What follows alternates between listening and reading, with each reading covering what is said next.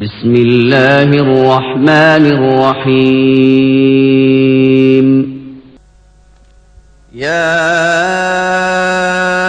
أيها الذين آمنوا كونوا قوامين لله شهداء بالقسط ولا يجرمنكم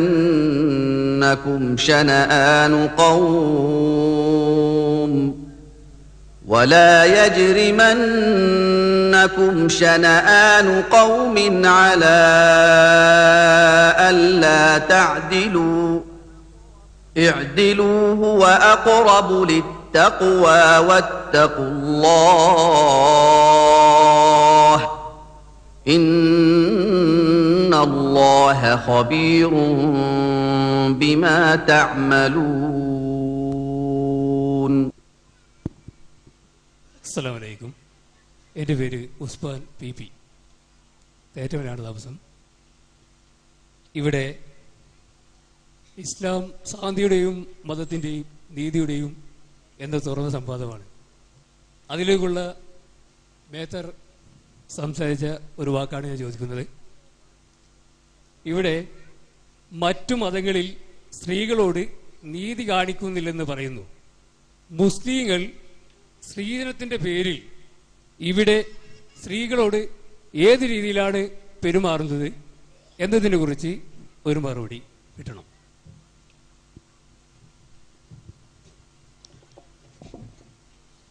സഹോദരന്റെ വളരെ പ്രസക്തമായ ചോദ്യമാണ്. കാരണം വിശുദ്ധ ഖുർആൻ വ്യക്തമായിട്ട് പറയുന്നു, മര്യാദ പ്രകാരമുള്ള വിവാഹമൂല്യം സ്ത്രീകൾക്ക് നൽകണമെന്നതാണ് വിശുദ്ധ ഖുർആൻ വ്യക്തമായിട്ട് കൽപ്പിക്കുന്നത്. എന്നാൽ ഇന്ന് സമൂഹത്തിൽ നടക്കുന്നത് നേരെ വിപരീതമായിട്ടുള്ള പ്രവണതയാണ്. 3-4 പവൻ അങ്ങോട്ട് കൊടുക്കും, എന്നിട്ട് ലക്ഷങ്ങൾ ഇങ്ങോട്ട് വാങ്ങും. അതുകൂടാതെ തന്നെ കാർ, ഇപ്പോൾ ആ കാറിന്റെ വില തന്നെ, മൂല്യം തന്നെ ഒരുപാട് കൂടിയിട്ടുള്ള വിലയേറിയ കാറുകളിൽ എത്തിയിട്ടുണ്ട് സ്ഥിതിവിശേഷം. ഇത് വാസ്തവത്തിൽ സഹോദരൻ മനസ്സിലാക്കേണ്ടതാണ്. മൊത്തമായിട്ടുള്ള ഒരു പ്രവണതയാണ്, സ്ത്രീധനത്തെ സംബന്ധിച്ച് മാത്രമല്ല. വിശുദ്ധ ഖുർആനിൽ ഇസ്ലാം മുന്നോട്ട് വെക്കുന്ന സ്ത്രീകൾക്കുള്ള സ്ഥാനം, അവർക്കുള്ള അവകാശം, അവർക്ക് വിദ്യാഭ്യാസം കൊടുക്കണമെന്ന് പ്രവാചകൻ പഠിപ്പിച്ചു. ത്വലബുൽ ഇൽമി ഫരീളത്തുൻ അലാ കുല്ലി മുസ്ലിമിൻ വ മുസ്ലിമത്തിൻ. വിദ്യാഭ്യാസം ഒരു മുസ്ലിം പുരുഷന്റെയും സ്ത്രീയുടെയും മതപരമായ ബാധ്യതയും കടമയുമാണ് എന്ന് പ്രവാചകൻ പഠിപ്പിച്ചു. എന്നാൽ വിദ്യാഭ്യാസം നൽകരുത് എന്ന് ചില പുരോഹിത വിഭാഗത്തിൽപ്പെട്ട ആളുകൾ പറയുന്നു. പെൺകുഞ്ഞിന്റെ ജന്മം ഒരു സന്തോഷ വാർത്തയാണെന്ന് ഇസ്ലാം പഠിപ്പിച്ചു, ഖുർആൻ നിർദ്ദേശിച്ചു, ഖുർആൻ കൽപ്പിച്ചു. എന്നാൽ പെൺഭ്രൂണമാണ് എങ്കിൽ അത് സ്കാനിംഗ് കേന്ദ്രങ്ങളിൽ പോയി നശിപ്പിച്ച് കളയുന്ന പ്രവണതയാണ് നാം ഇപ്പോൾ കണ്ടുകൊണ്ടിരിക്കുന്നത്. പെൺകുട്ടികൾക്ക് അല്ലെങ്കിൽ സ്ത്രീകൾക്ക് തൊഴിലെടുക്കുവാനും തൊഴിലിലൂടെ സമ്പാദിച്ച സമ്പാദ്യം സ്വതന്ത്രമായി കൈകാര്യം ചെയ്യുവാനുമുള്ള അവകാശമുണ്ട് എന്ന് ഖുർആൻ ഉണർത്തുന്നു. നബി സല്ലല്ലാഹു അലൈഹി വസല്ലമിന്റെ ഭാര്യ ഖദീജ റളിയല്ലാഹു അൻഹ നല്ലൊരു കച്ചവടക്കാരിയായിരുന്നു. എന്നാൽ നമ്മുടെ ആളുകൾ പറയുന്നു അവർ തൊഴിലെടുക്കരുത്, തൊഴിലിലൂടെ സമ്പാദിച്ച സമ്പാദ്യം സ്വതന്ത്രമായിട്ട് കൈകാര്യം ചെയ്യുവാനുള്ള അവകാശമില്ല എന്ന്. വിവാഹമോചനത്തെ സംബന്ധിച്ച് ഇസ്ലാം പറഞ്ഞു, പുരുഷനെ സംബന്ധിച്ചിടത്തോളം ഒരുപാട് നിബന്ധനകളുണ്ട്. 3 വ്യത്യസ്തമായ സമയങ്ങളിൽ മാത്രം ത്വലാഖ് ചെയ്യുക. അതിനു മുൻപ് തന്നെ ഒരുപാട് ഘട്ടങ്ങൾ വേണം തരണം ചെയ്യുവാൻ. ആദ്യം സ്ത്രീ ഉപദേശിക്കേണ്ടിയിരിക്കുന്നു, ഉപദേശം കൊണ്ട് തീരുന്നില്ല എങ്കിൽ ആ കിടക്കറ പങ്കിടാതിരിക്കുക. അങ്ങനെ ഒരുപാട് ഘട്ടങ്ങൾ കഴിഞ്ഞിട്ടാണ് ത്വലാഖ്. സ്ത്രീകളെ സംബന്ധിച്ച് നബി സല്ലല്ലാഹു അലൈഹി വസല്ലമിന്റെ കാലഘട്ടത്തിൽ ഒരു സ്ത്രീ വന്നിട്ട്, ഭാര്യ വന്നിട്ട് പറഞ്ഞു, എന്റെ ഭർത്താവ് നല്ലവനാണ്, നല്ല സ്വഭാവമുള്ളവനാണ്, എങ്കിലും കാണാൻ കൊള്ളുകയില്ല, ഒരു വികൃതനായിട്ടുള്ള ഒരു രൂപമാണ്, എനിക്ക് അദ്ദേഹത്തെ സഹിക്കുവാൻ സാധിക്കുന്നില്ല. പ്രവാചകൻ പറഞ്ഞു, വിവാഹമൂല്യം തിരിച്ചു കൊടുക്കുക, എന്നിട്ട് നിങ്ങൾക്ക് സ്വതന്ത്രയാകുക. കാരണം അത്രമാത്രം സ്വാതന്ത്ര്യമാണ് ദുർബലമായിട്ടുള്ള ഒരു വിവാഹം കൊണ്ട് എപ്പോഴും അനുഭവപ്പെടുന്നത്, ക്രൂരത അനുഭവിക്കുന്നത് സ്ത്രീകളാണ്. ഇത്രമാത്രം അവകാശങ്ങളാണ് സ്ത്രീകൾക്ക് ഇസ്ലാം നൽകിയിട്ടുള്ളത്. വിവാഹമൂല്യത്തെ സംബന്ധിച്ച് ഖുർആൻ പറഞ്ഞു, വിവാഹമോചിതക്ക് ജീവനാംശം നൽകണമെന്ന് പറഞ്ഞു. ഇതൊന്നും ചെയ്യാതെ ഇപ്പൊ സഹോദരന്റെ ചോദ്യം വളരെ പ്രസക്തമായ ഒരു ചോദ്യമാണ്. കാരണം മുസ്ലിം മനസാക്ഷിയോടുള്ള ചോദ്യമാണ്. ഒരുപാട് കേരളത്തിന്റെ വിവിധ ഭാഗങ്ങളിൽ കാണുന്ന ഒരു പ്രവണതയുണ്ട്, നിങ്ങൾ മനസ്സിലാക്കി. പല സ്ത്രീകളും വിവാഹ മൂല്യം നൽകുവാൻ സാധിക്കാതെ ആത്മഹത്യ ചെയ്യുന്നു. അതല്ല എങ്കിൽ വിവാഹമൂല്യം ഈ സ്ത്രീക്ക് മകൾക്ക് നൽകേണ്ടി വന്നതിന്റെ പേരിൽ കടക്കേണിയിൽപ്പെട്ട് മാതാപിതാക്കൾ ആത്മഹത്യ ചെയ്യുന്ന ഒരുപാട് സംഭവങ്ങൾ ഉണ്ടായിട്ടുണ്ട്. അതുമല്ലെങ്കിൽ വിവാഹമൂല്യം നൽകുവാൻ കഴിവില്ലാതെ ഈ സ്ത്രീ വീട്ടിൽ കഴിയുകയും അവസാനം അന്യമതത്തിൽപ്പെട്ട ആളുകളുമായി ഒളിച്ചോടേണ്ട സാഹചര്യം വരുന്നു. ഇതെല്ലാം മനുഷ്യ അല്ലെങ്കിൽ മുസ്ലിം മനസാക്ഷിയോടുള്ള ചോദ്യമാണ് സഹോദരൻ ചോദിച്ചത്. കാരണം ഖുർആൻ വ്യക്തമായിട്ട് പറയുന്നു, ഒരിക്കലും നിങ്ങൾ സ്ത്രീധനം സ്ത്രീകളിൽ നിന്ന് ആവശ്യപ്പെടരുത്, തിരിച്ചവർക്ക് കൊടുക്കണമെന്നാണ്. അതിന്റെ നേരെ വിപരീതമാണ് ഇന്ന് സമൂഹത്തിൽ നടക്കുന്ന പ്രവണത. ഓരോ ചെറുപ്പക്കാരും, ഈ സദസ്സിലുള്ള ഓരോ ചെറുപ്പക്കാരും ഒരു പ്രതിജ്ഞ എടുക്കണം. വിവാഹം കഴിച്ചിട്ടില്ലാത്തവർ ഒരിക്കലും ധനത്തിനു വേണ്ടി സ്വർണമുട്ടയിടുന്ന താറാവുകളെ ആയിരിക്കില്ല ഞങ്ങൾ വിവാഹം കഴിക്കുന്നത്, മറിച്ച് സ്വഭാവശുദ്ധിക്ക് അനുസൃതമായിട്ടുള്ള ആസിനികളായ സ്ത്രീകളെ ആയിരിക്കും വിവാഹം കഴിക്കുക എന്ന പ്രതിജ്ഞയെടുക്കണം. അതുപോലെ തന്നെ ഈ സദസ്സിലിരിക്കുന്ന പുരുഷന്മാരുടെ അല്ലെങ്കിൽ വിവാഹപ്രായമെത്തിയ ആണുങ്ങളുടെ മാതാപിതാക്കളും ഒരു പ്രതിജ്ഞയെടുക്കണം. ഞാൻ എന്റെ മകനെ വിവാഹം കഴിപ്പിച്ചു കൊടുക്കുമ്പോൾ സ്വഭാവ വിശുദ്ധിയായിരിക്കും ഞാൻ നോക്കുന്നത്, ഒരിക്കലും സമ്പത്തായിരിക്കുകയില്ല. ഈ ഒരു ത്യാഗത്തിന്റെ മനോഭാവം മനസ്സിലുണ്ടായി യഥാർത്ഥമായിട്ടുള്ള പരലോക വിശ്വാസം കടന്നു ചെന്നാൽ മാത്രമേ, ഇതൊന്നും നമുക്ക് പരലോകത്തേക്ക് കൊണ്ടുപോകുവാൻ പറ്റുകയില്ല എന്ന ബോധമുണ്ടായാൽ മാത്രമേ ഈ പരിവർത്തനം ഉണ്ടാവുകയുള്ളൂ. അതിന് ഓരോ വ്യക്തികളും വരണം, സമൂഹത്തിലെ ആ സാരഥ്യം വഹിക്കുന്നവരും അതിന് മുന്നിട്ട് വരണം, പ്രസ്ഥാനങ്ങളും മുന്നിട്ട് വരണം. അതിന് മാത്രമേ ഒരു പരിഹാരമുള്ളൂ.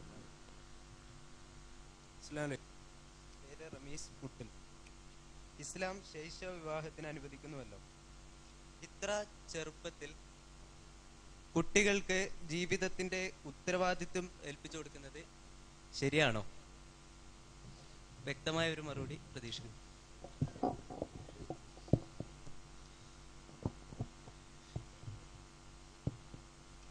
ഇസ്ലാം ശൈശവ വിവാഹത്തെ അനുകൂലിക്കുന്നു വല്ലോ എന്ന് ചോദിച്ചിട്ടാണ് ആ വല്ലോമെന്നാണ് ചോദ്യം തന്നെ തുടങ്ങുന്നത്. ഇത്ര ചെറുപ്പത്തിലെ കുട്ടികൾക്ക് ഈ ഇത്ര വലിയൊരു ജീവിത ഉത്തരവാദിത്വം ഏൽപ്പിച്ചു കൊടുക്കാൻ പറ്റുമോ? ഇവിടെ ഇസ്ലാം എല്ലാ ശിശുക്കളെയും കല്യാണം കഴിപ്പിച്ചു വിടണം എന്ന് ഇസ്ലാം എവിടെയും പറഞ്ഞിട്ടില്ല, ഖുർആനിലോ ഹദീസിലോ എവിടെയില്ല. കുട്ടികളുടെ വിവാഹ പ്രായം എന്നത് ഖുർആനോ ഹദീസുകളോ കൃത്യമായി നിർണയിച്ചിട്ടില്ലാത്ത കാര്യമാണ്.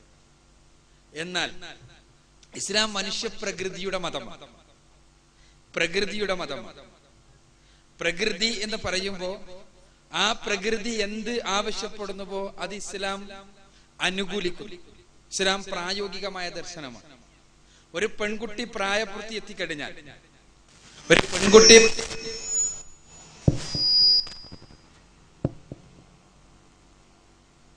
ഒരു പെൺകുട്ടി പ്രായപൂർത്തി എത്തിക്കഴിഞ്ഞാൽ അവള് വിവാഹത്തിനുള്ള പ്രായമായി കഴിഞ്ഞു എന്നതിന് പ്രകൃതിപരമായ ദൃഷ്ടാന്തം അതാണ് പ്രായപൂർത്തി എത്തുക എന്നുള്ളത്. അത് ആൺകുട്ടിയാണെങ്കിലും അവര് വിവാഹപ്രായം എന്നത് പ്രായത്തിന്റെ ഏറ്റവും അടിസ്ഥാനപരമായ പരിഗണന അതാണ്. പിന്നീട് സാമൂഹ്യമായ ചുറ്റുപാടുകൾക്കനുസരിച്ച് നമുക്ക് സമൂഹത്തിന് പ്രായം കൂടണമോ കുറയണമോ എന്നെല്ലാം തീരുമാനിക്കാവുന്നതാണ്. ആ രംഗത്ത് കൃത്യമായി ഇത്ര പ്രായത്തില് കല്യാണം കഴിക്കാവൂ എന്നൊരു നിയമമില്ല ഇസ്ലാമിൽ. ഇസ്ലാമിന്റെ നിയമം ഏതാണ്? പെൺകുട്ടിയുടെ ഇഷ്ടാനിഷ്ടങ്ങൾ പരിഗണിക്കണമെന്നുള്ളത്. അവിടെ പ്രകൃതി മതമായി ഇസ്ലാമിനെ സംബന്ധിച്ചിടത്തോളം മനുഷ്യ പ്രകൃതിയുടെ തേട്ടത്തെ അവഗണിക്കാൻ കഴിയില്ല. ഇപ്പോ വിവാഹപ്രായം ഇത്രയാകണമെന്ന നിയമമുള്ള പ്രദേശങ്ങളിലൊന്നും ആ പ്രായത്തിന് മുൻപ് പെൺകുട്ടി ഗർഭിണിയായാൽ എന്ത് ചെയ്യണം എന്നുള്ളതിനെ പറ്റി നിയമമില്ല. ആ പെൺകുട്ടി എന്ത് ചെയ്യണം? ആ പെൺകുട്ടിയെ സംബന്ധിച്ചിടത്തോളം ആ പെൺകുട്ടിക്ക് ജൈവികമായി ഈ സമയത്ത് ലൈംഗികമായ ബന്ധമാണല്ലോ വിവാഹത്തിന്റെ ഏറ്റവും അടിസ്ഥാനപരമായ ചോദനകളിലൊന്ന്, സ്വാഭാവികമായിട്ടും. അപ്പോ അതുകൊണ്ട് തന്നെ ഈ പ്രായത്തിൽ കുട്ടി ലൈംഗികമായി ബന്ധപ്പെടുന്നതിനെയോ അതല്ലെങ്കിൽ ആ കുട്ടിയുമായി ശാരീരിക ബന്ധം പുലർത്തുന്നതിനെയോ അവളുടെ സമ്മതത്തോടു കൂടിയാണെങ്കിൽ എതിർക്കുവാൻ നിയമങ്ങളൊന്നുമില്ല. അവൾ ഗർഭിണിയാവുകയാണെങ്കിൽ എന്ത് ചെയ്യണം എന്നുള്ള വിഷയത്തിൽ നിയമങ്ങളില്ല. അതേസമയം അവൾ വിവാഹം ചെയ്യപ്പെടുകയാണെങ്കിൽ അത് പ്രശ്നമാണ് താൻ. അവിടെയാണ് പ്രശ്നം. ഇസ്ലാമിനെ സംബന്ധിച്ചിടത്തോളം തികച്ചും അപ്രായോഗികമായ ഇത്തരം നിയമങ്ങൾ ഇസ്ലാമിക ധാർമ്മിക സംഹിതക്ക് അതീതമാണ്. ഇസ്ലാമിക ധാർമ്മിക സംഹിത പ്രായോഗികവും അതോടൊപ്പം തന്നെ സാമൂഹ്യമായ അനിവാര്യതകളെ പരിഗണിച്ചുകൊണ്ടുമുള്ള നിയമങ്ങളാണ് മുന്നോട്ട് വെക്കുന്നത്. അവിടെ ഒരു സ്ത്രീക്കായിരുന്നാലും പുരുഷനായിരുന്നാലും വിവാഹത്തിന്റെ പ്രായം എന്നത് പ്രായമായി കണക്കാക്കിയിട്ടില്ല. കാരണം പ്രായത്തിന്റെ അടിസ്ഥാനത്തിലല്ല ഒരാൾക്ക് പക്വത എത്തുക എന്നുള്ളതുകൊണ്ട്. ശാരീരികമായ പക്വതയാണ് ഞാൻ ഉദ്ദേശിക്കുന്നത്. അതേസമയം ഒരു പെൺകുട്ടി അവൾ ശാരീരികമായ പക്വത എത്തിക്കഴിഞ്ഞാൽ ഉടനെ തന്നെ വിവാഹം കഴിക്കണം എന്ന് ഇസ്ലാം നിർദ്ദേശിച്ചിട്ടില്ല. ആ പെൺകുട്ടിയുടെ മാതാപിതാക്കൾക്ക്, സമൂഹത്തിന്, സാമൂഹ്യ സംവിധാനത്തിന് എല്ലാം തീരുമാനിക്കാവുന്നതാണത്. പക്ഷേ അവിടെ ധാർമ്മികമായ ചുറ്റുപാട് നിലനിർത്താൻ ഈ സാമൂഹ്യ സംവിധാനം ബാധ്യസ്ഥമാണ് താനും. അതേസമയം ഒരു പെൺകുട്ടിക്ക് വിവാഹം ആവശ്യമാണ് എന്ന് തോന്നുകയാണെങ്കിൽ, അവൾക്ക് കുടുംബബന്ധം മുന്നോട്ട് കൊണ്ടുപോകാൻ കഴിയുമെന്ന് മാതാപിതാക്കൾക്ക് തോന്നുകയാണെങ്കിൽ, ആ സാമൂഹ്യ സംവിധാനത്തിന് തോന്നുകയാണെങ്കിൽ, ഒരു ധാർമ്മിക നിയമം എന്നുള്ള നിലക്ക് അടിച്ചമർത്താൻ ഇസ്ലാമിന് സാധ്യമല്ല. കാരണം അത് പ്രകൃതി വിരുദ്ധമാണ്. പിന്നെ മറ്റൊരു പ്രശ്നം, കുടുംബപരമായ ഉത്തരവാദിത്തങ്ങൾ ഏൽപ്പിക്കുന്നത് ശരിയാണോ എന്ന്. കുടുംബപരമായ ഉത്തരവാദിത്തങ്ങൾ ഏൽപ്പിക്കുന്നത് ശരിയാണോ എന്ന് ചോദിച്ചാൽ ആ ശരി പോലും പലപ്പോഴും ആപേക്ഷികമാണ് സമൂഹത്തിനനുസരിച്ച് എന്നുള്ളതാണ്. ശാരീരികമായി അവൾ ഒരു മാതാവാകുവാനുള്ള തയ്യാറെടുപ്പ് നടത്തുകയാണ്, അവൾക്ക് പ്രായപൂർത്തി എത്തുക എന്ന് പറഞ്ഞാൽ. ആ മാതാവാകുവാനുള്ള തയ്യാറെടുപ്പ് നടത്തുക എന്ന് പറഞ്ഞാൽ അതിന്റെ മനഃശാസ്ത്രപരമായ വശമാണ്. അവൾക്ക് മാനസികമായി അവൾ ഒരു മാതാവാകുവാനുള്ള തയ്യാറെടുപ്പിലാണ് എന്നത്. അത് പിന്നെ സമൂഹ മനസ്സാക്ഷിയും സമൂഹം ചെറുപ്പകാലത്തിലെ പെൺകുട്ടിയിൽ വരുത്തുന്ന മാനസികമായ ചില നിർദ്ദേശങ്ങളും എല്ലാം, സമൂഹം ചെലുത്തുന്ന നിർദ്ദേശങ്ങളെല്ലാം പലപ്പോഴും അവളുടെ ഭാവി വർത്തനങ്ങളെ ബാധിക്കാറുണ്ട്. അത് മറ്റൊരു വശമാണ്. അപ്പോൾ ഞാൻ സൂചിപ്പിക്കുന്നത്, പ്രകൃതിമതമായ ഇസ്ലാമിനെ സംബന്ധിച്ചിടത്തോളം ഒരു നിയമം എന്നുള്ള നിലക്ക് ഒരു വിവാഹത്തെ ഇത്ര പ്രായം എന്ന് വിലക്കാൻ നിർവാഹമില്ല. അതേസമയം ഇസ്ലാം നിർബന്ധമായും ഇത്ര പ്രായത്തിൽ വിവാഹം കഴിച്ചു വിടണം എന്ന് പറഞ്ഞിട്ടില്ല സ്ത്രീയുടെയും പുരുഷന്റെയും കാര്യത്തിൽ. പക്ഷേ ധാർമ്മികമായ വിധിവിലക്കുകൾ പാലിച്ചുകൊണ്ട് ഒരു സ്ത്രീക്കോ പുരുഷനോ അവരുടേതായ സാമൂഹ്യമായ ചുറ്റുപാടുകൾക്കനുസരിച്ച് വിവാഹപ്രായം ഒരല്പം അങ്ങോട്ടോ ഇങ്ങോട്ടോ നീട്ടുന്നതിന് കുഴപ്പമൊന്നുമില്ല. പക്ഷേ അവിടെ ധാർമ്മികമായ ചുറ്റുപാടുകളാണ് ഏറ്റവും അടിസ്ഥാനപരമായിട്ടുള്ളത്. ഇസ്ലാം ശൈശവ വിവാഹത്തെ പ്രോത്സാഹിപ്പിക്കുകയോ ശൈശവ വിവാഹം നടത്തണം എന്ന് പറയുകയോ ഖുർആനും ഹദീസുകളും ആ രൂപത്തിലുള്ള ഒരു നിർദ്ദേശം ഉന്നയിക്കുകയോ ചെയ്തിട്ടില്ല. അതുകൊണ്ട് തന്നെ ശൈശവ വിവാഹത്തെ ഇസ്ലാം പ്രോത്സാഹിപ്പിക്കുന്നുണ്ടല്ലോ ഉണ്ടല്ലോ ശരിയല്ല എന്നാണ് എനിക്ക് സൂചിപ്പിക്കാൻ.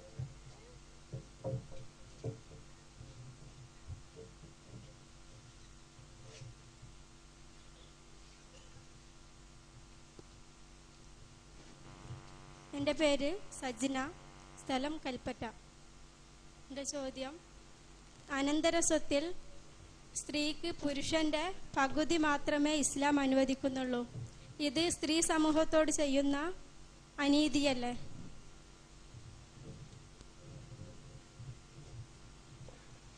സഹോദരിയുടെ ചോദ്യം, അനന്തരാവകാശ സ്വത്തിൽ പുരുഷന്റെ പകുതി മാത്രമേ സ്ത്രീക്ക് ലഭിക്കുന്നുള്ളൂ, അത് സ്ത്രീയോട് ചെയ്യുന്ന അനീതിയല്ലേ എന്നതാണ് ചോദ്യം. അപ്പോൾ അത് നീതിയാണോ അനീതിയാണോ എന്നതാണ് നമ്മുടെ മുൻപിലുള്ള പ്രശ്നം. ഹൈന്ദവ സ്ത്രീകളെ സംബന്ധിച്ചിടത്തോളം അവർക്ക് അനന്തരാവകാശ സ്വത്തിൽ അവകാശം ലഭിക്കുന്നത് 1956 Hindu succession act Indian parliament പാസ്സാക്കുമ്പോൾ മാത്രം. അതിനു മുൻപ് ഒരു നിയമങ്ങളിലും, മനുസ്മൃതി അതുപോലെ ഒരു നിയമങ്ങളിലും അവർക്ക് അനന്തരാവകാശ സ്വത്തിന് അവകാശമില്ല. ഉദാഹരണത്തിന് മനുസ്മൃതിയിലെ 9-ാം അധ്യായത്തിലെ 105-ാം വചനം പറയുന്നുണ്ട്, ജ്യേഷ്ഠേവധൂ ഗൃഹിണിയാത് പത്രിയം ധനം യശേത എന്ന് പറഞ്ഞിട്ടുള്ള ഒരു വചനം. അതായത് അനന്തരാവകാശ സ്വത്ത് ആൺകുട്ടികൾ തമ്മിൽ വിഭജിച്ചെടുക്കണം, പെൺകുട്ടികൾക്ക് അവകാശമില്ല. ആ 104-ാം വചനവും പറയുന്നുണ്ട് അവർക്ക് അവകാശമില്ല. മറ്റൊരു വേദഗ്രന്ഥത്തിലും അവരുടെ നിയമസംഹിതകളിലും അവകാശമില്ല. മറിച്ച് 1956 മാത്രമാണ് അവർക്ക് അനന്തരാവകാശ സ്വത്തിൽ അവകാശം ലഭിക്കുന്നത്. ക്രൈസ്തവ സ്ത്രീകളെ സംബന്ധിച്ചിടത്തോളം 1986 അതാണ് മനസ്സിലാക്കേണ്ടത്. 1986 മേരി റോയ് കേസിൽ വിധി പ്രഖ്യാപിക്കുമ്പോൾ മാത്രമാണ് അവർക്ക് അവകാശം ലഭിക്കുന്നത്. 1986 സുപ്രീം കോടതി മേരി റോയ് കേസിൽ വിധി പ്രഖ്യാപിക്കും. അതിനു മുൻപ് അവർക്ക് അനന്തരാവകാശ സ്വത്തിൽ യാതൊരു അർഹതയും. എന്നാൽ വിശുദ്ധ ഖുർആൻ നിസ്സാ എന്ന അധ്യായത്തിൽ പറയുന്നുണ്ട്, ലിറിജാലി നസീബുൻ മിമ്മാ തറക്കൽ വാലിദാനി വൽ അഖ്റബൂൻ വലിന്നിസ്സായി നസീബുൻ മിമ്മാ തറക്കൽ വാലിദാനി വൽ അഖ്റബൂൻ. അനന്തരാവകാശ സ്വത്തിൽ, അതായത് മാതാപിതാക്കളും ബന്ധുക്കളും വിട്ടേച്ചു പോകുന്ന സ്വത്തിൽ സ്ത്രീകൾക്ക് അവകാശമുണ്ട്, പുരുഷന്മാർക്ക് അവകാശമുണ്ട്. എന്നിട്ട് ഖുർആൻ അത് അധ്യായത്തിൽ പറയുന്നുണ്ട് പുരുഷൻ 2 സ്ത്രീക്ക് 1, അതിന്റെ പകുതിയാണ്. അപ്പോൾ ഇത് നീതിയാണോ എന്നതാണ് സഹോദരിയുടെ ചോദ്യം. നാം ഒരു കാര്യം വിലയിരുത്തേണ്ടത്, ഒരു ഉദാഹരണം എടുക്കാം. ഒരു പിതാവ് മരിക്കുന്നു, 3 ലക്ഷം രൂപയാണ് ആ പിതാവ് അവശേഷിപ്പിച്ച് പോയിരിക്കുന്നത്. അപ്പോൾ ഇസ്ലാമിക നിയമപ്രകാരം മറ്റൊരു അനന്തരാവകാശികളും ഇല്ല എന്ന് സങ്കല്പിക്കുക. 2 ലക്ഷം നാം പുരുഷന് നൽകുന്നു, 1 ലക്ഷം സ്ത്രീക്ക് നൽകുന്നു. ഈ 2 ലക്ഷത്തിൽ നിന്ന് പുരുഷന് സഹോദരിയുണ്ട് എങ്കിൽ സഹോദരിയെ പോലും സംരക്ഷിക്കണം. മറിച്ച് 1 ലക്ഷം ലഭിക്കുന്ന സഹോദരിയെ സംബന്ധിച്ചിടത്തോളം ആ 1 ലക്ഷത്തിൽ നിന്ന് സഹോദരനെ സംരക്ഷിക്കേണ്ട ആവശ്യമില്ല. മറ്റൊന്ന്, സഹോദരനും സമ്പാദിക്കാം, സഹോദരിക്കും സമ്പാദിക്കാം. എന്നാൽ സഹോദരി സമ്പാദിക്കുന്ന സമ്പാദ്യം സഹോദരിയുടേതാണ്, സഹോദരൻ അതിൽ നിന്ന് ലഭിക്കണം. വിവാഹ സമയത്ത് ഖുർആനിക നിയമമാണ് ഞാൻ പറയുന്നത്. വിവാഹ സമയത്ത് വിവാഹമൂല്യം ഈ മകൻ ഭാര്യക്ക്, പുതിയതായിട്ട് വരുന്ന വധുവിന് നൽകണം. മറിച്ച് സഹോദരിയെ സംബന്ധിച്ചിടത്തോളം വിവാഹ സമയത്ത് വിവാഹമൂല്യം തിരിച്ച് ഇങ്ങോട്ട് ലഭിക്കും. അപ്പോഴും ഈ 2 ലക്ഷത്തിൽ നിന്ന് സഹോദരന്റെ കാശ് കുറഞ്ഞുകൊണ്ടിരിക്കുകയാണ്, മറിച്ച് സഹോദരിയുടെ കൂടിക്കൊണ്ടിരിക്കും. ഇനി വിവാഹം കഴിച്ചു കഴിഞ്ഞാൽ എന്ത് സംഭവിക്കും എന്ന് വെച്ചാൽ ഭാര്യയെ സംരക്ഷിക്കണം, സന്താനങ്ങളെ സംരക്ഷിക്കണം, മറ്റു ബന്ധുക്കളുണ്ട് എങ്കിൽ ബന്ധുക്കളെ സംരക്ഷിക്കണം. ഭാര്യയെ സംബന്ധിച്ചിടത്തോളം ഭർത്താവിന് കൊടുക്കേണ്ട, സന്താനങ്ങൾക്ക് കൊടുക്കേണ്ട ഇസ്ലാം യാതൊരു ബാധ്യതയും ഭാര്യയുടെ മേൽ അടിച്ചേൽപ്പിക്കും. അപ്പൊ വീണ്ടും അവരുടെ സമ്പാദ്യം വർദ്ധിച്ചു കൊണ്ടിരിക്കുകയാണ്. ഇതാണ് ഇസ്ലാം മുന്നോട്ട് വെക്കുന്നത്. ഇനി അവസാനം ഈ സഹോദരി പാപ്പരായി, ഒരു കാശുമില്ല സഹോദരന്റെ കയ്യിൽ, സഹോദരന്റെ കയ്യിൽ കാശുമാണ്. സഹോദരിക്ക് ചോദിക്കാം, എന്നെ സംരക്ഷിക്കണം. കാരണം ബാധ്യത 1 ലക്ഷം മേടിച്ചു കൊണ്ടുപോയി എന്ന് പറഞ്ഞിട്ട് കാര്യമില്ല, സംരക്ഷിക്കുവാനുള്ള ബാധ്യത. അപ്പൊ ഈ നീതിയാണോ അനീതിയാണോ എന്ന സഹോദരിയുടെ ചോദ്യത്തിന് മറ്റു 2-3 ഉദാഹരണങ്ങൾ പറയാം. അതായത് ഒരു ഓഫർ സ്ത്രീകൾക്ക് അങ്ങോട്ട് കൊടുക്കും, ഒരു ഓഫർ കൊടുക്കുക. നിങ്ങളൊരു കാര്യം ചെയ്യും, നിങ്ങൾ 2 ഭാഗം എടുത്തു, പുരുഷൻ 1 ഭാഗം, 2 നിങ്ങൾ എടുത്തു. എന്നാൽ നിങ്ങൾ സംരക്ഷിക്കുമോ? വാസ്തവത്തിൽ ഫ്രാൻസിൽ ഇതുപോലൊരു ഇതിന്റെ അടിസ്ഥാനത്തിലല്ല, നിങ്ങൾക്ക് കൂടുതൽ തന്നാൽ സംരക്ഷണം നടത്തുമോ എന്നൊരു ഗാലപ്പോൾ നടത്തിയപ്പോൾ എല്ലാവരും അത് പറ്റില്ല. അപ്പൊ ആ ഒരു ഓഫറിന് ഒരു സ്ത്രീയും, കേരളത്തിലെ 99.9% സ്ത്രീകളും തയ്യാറാവുകയില്ല. കാരണം അവര് 2 എടുത്തോട്ടെ, പുരുഷനൊന്നു മതി. എന്നാൽ സംരക്ഷണ ബാധ്യത അവർ ഏറ്റെടുക്കണം, അത് തയ്യാറായി. അതല്ലെങ്കിൽ സഹോദരിമാർക്ക് മറ്റൊരു ഓഫർ കൊടുക്കണം, തുല്യം 1.5 ലക്ഷം അവർക്ക്, 1.5 ലക്ഷം സഹോദരൻ. ഈ ഉത്തരവാദിത്വം അവർ ഏറ്റെടുക്കട്ടെ, അതിനും അവർ തയ്യാറാകില്ല. അപ്പോൾ ഇസ്ലാം മുന്നോട്ട് വെക്കുന്ന ഈ സംരക്ഷണത്തിന്റെ മാർഗം നീതിയുക്തമാണ്. ഇനി മറ്റൊന്ന് നിങ്ങൾ മനസ്സിലാക്കേണ്ടത്, ഒരു അഭിഭാഷകൻ എന്ന നിലയിൽ നിങ്ങളോട് പറയുകയാണ്, ഇസ്ലാമിൽ ഒസ്യത്ത് എഴുതാൻ അനുവാദമുണ്ട്. എന്നാൽ ഒസ്യത്ത് ലീഗലൈസൻ അനന്തരാവകാശികൾക്ക് എഴുതുവാൻ സാധിക്കുകയില്ല. അനന്തരാവകാശികൾ അല്ലാത്ത ആളുകൾക്ക് എഴുതാം, 1/3 ഒസ്യത്ത് എഴുതാം. ഇനി അനന്തരാവകാശികൾക്ക് എഴുതണമെങ്കിൽ മറ്റു അനന്തരാവകാശികളുടെ അനുവാദം വാങ്ങിയാൽ മാത്രമേ എഴുതുവാൻ സാധിക്കുകയുള്ളൂ.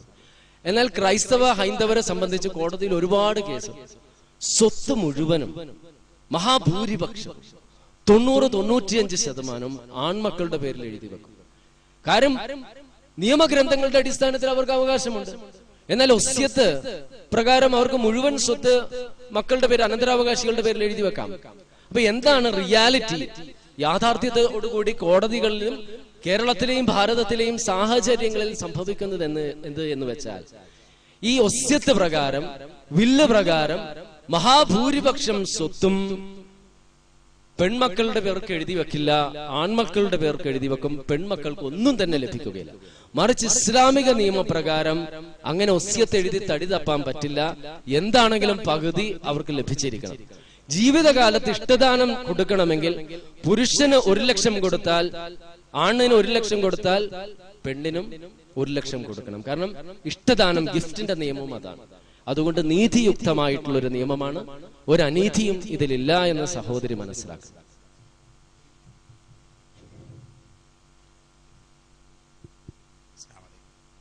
അക്ബർ സാഹിബിനോടാണ് ചോദ്യം. ഇസ്ലാം ശാന്തിയുടെയും സമാധാനത്തിന്റെയും സൗഹാർദ്ദത്തിന്റെയും മതമാണെന്ന് വളരെ ആകർഷണീയമായി അങ്ങ് ഇവിടെ വിശദീകരിക്കുകയുണ്ടായി. പക്ഷെ ഈ ഒരു സത്യം നമ്മുടെ അമുസ്ലിം സുഹൃത്തുക്കൾക്ക് വേണ്ടത്ര രീതിയിൽ കമ്മ്യൂണിക്കേറ്റ് ചെയ്യാൻ സാധിക്കാത്ത ഒരു സാഹചര്യം നമ്മുടെ സമൂഹത്തിലില്ലേ എന്നതാണ് എൻ്റെ ചോദ്യം. കുറച്ചുകൂടി വിശദമാക്കിയാൽ, നമ്മുടെ ലോകത്ത് കാണുന്ന, പൊതുവെ കണ്ടുവരുന്ന സമാധാന വിരുദ്ധമായ മേഖലകളിലൊക്കെ, തീവ്രവാദത്തിൻ്റെയും ഭീകരവാദത്തിൻ്റെയും ഒക്കെ മേഖലകളിൽ ഒരുപാട് മുസ്ലിം നാമധാരികൾ എന്ന് അവരെ പറയുമ്പോഴും മുസ്ലിം സഹോദരന്മാരുടെ പേരുകളാണ് നമ്മൾ കണ്ടുകൊണ്ടിരിക്കുന്നത്. ഇത് ഒരു ചർച്ചയ്ക്ക് വരുമ്പോൾ സ്വാഭാവികമായും മുസ്ലിം വിരുദ്ധ മീഡിയകളുടെ ഒരു പ്രചരണമാണ് ഇതിൻ്റെ പിന്നിലെ പ്രധാനപ്പെട്ട ഘടകമെന്ന് നമ്മൾ പൊതുവെ പറയാറുണ്ടെങ്കിലും, ചരിത്രത്തിൻ്റെ ഏത് സന്ധിയിലാണ് മുസ്ലിങ്ങൾ ഇങ്ങനെയുള്ള ഒരു അപജയത്തിലേക്ക് മുസ്ലിങ്ങൾ നീങ്ങിയിട്ടുള്ളത്. മീഡിയകളുടെ പ്രവർത്തനമാണെങ്കിൽ ലോകാടിസ്ഥാനത്തിൽ തന്നെ ഇവിടെ ഗ്രാമങ്ങൾ തൊട്ട് അന്തർദേശീയ തലങ്ങളിൽ വരെ മുസ്ലിങ്ങൾ ഇങ്ങനെ അപമതിക്കപ്പെടുമ്പോൾ ഒരു ദേശീയ തലത്തിലും അന്തർദേശീയ തലത്തിലും ഇതിൻ്റെ ഒരു യഥാർത്ഥമായ ചിത്രം ലോകത്തിന് കാണിക്കുന്നതിന് വേണ്ടി ഒരു മുസ്ലിം സമൂഹത്തിൽ തന്നെ ഒരു ദൈക്ഷണികമായ ഒരു നേതൃത്വത്തിന്റെ അനിവാര്യതയെക്കുറിച്ച് അങ്ങയുടെ അഭിപ്രായം എന്താ? പേര് മായി, വെള്ളമുണ്ട.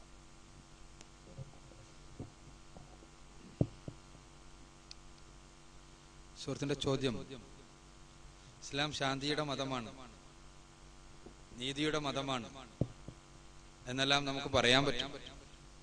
പക്ഷേ ലോകത്ത് മുസ്ലിങ്ങൾ എന്ന് പറയുന്നവർ പലപ്പോഴും ഭീകരവാദത്തിന്റെയും തീവ്രവാദത്തിന്റെയും എല്ലാം വക്താക്കളായി കാണുന്നു.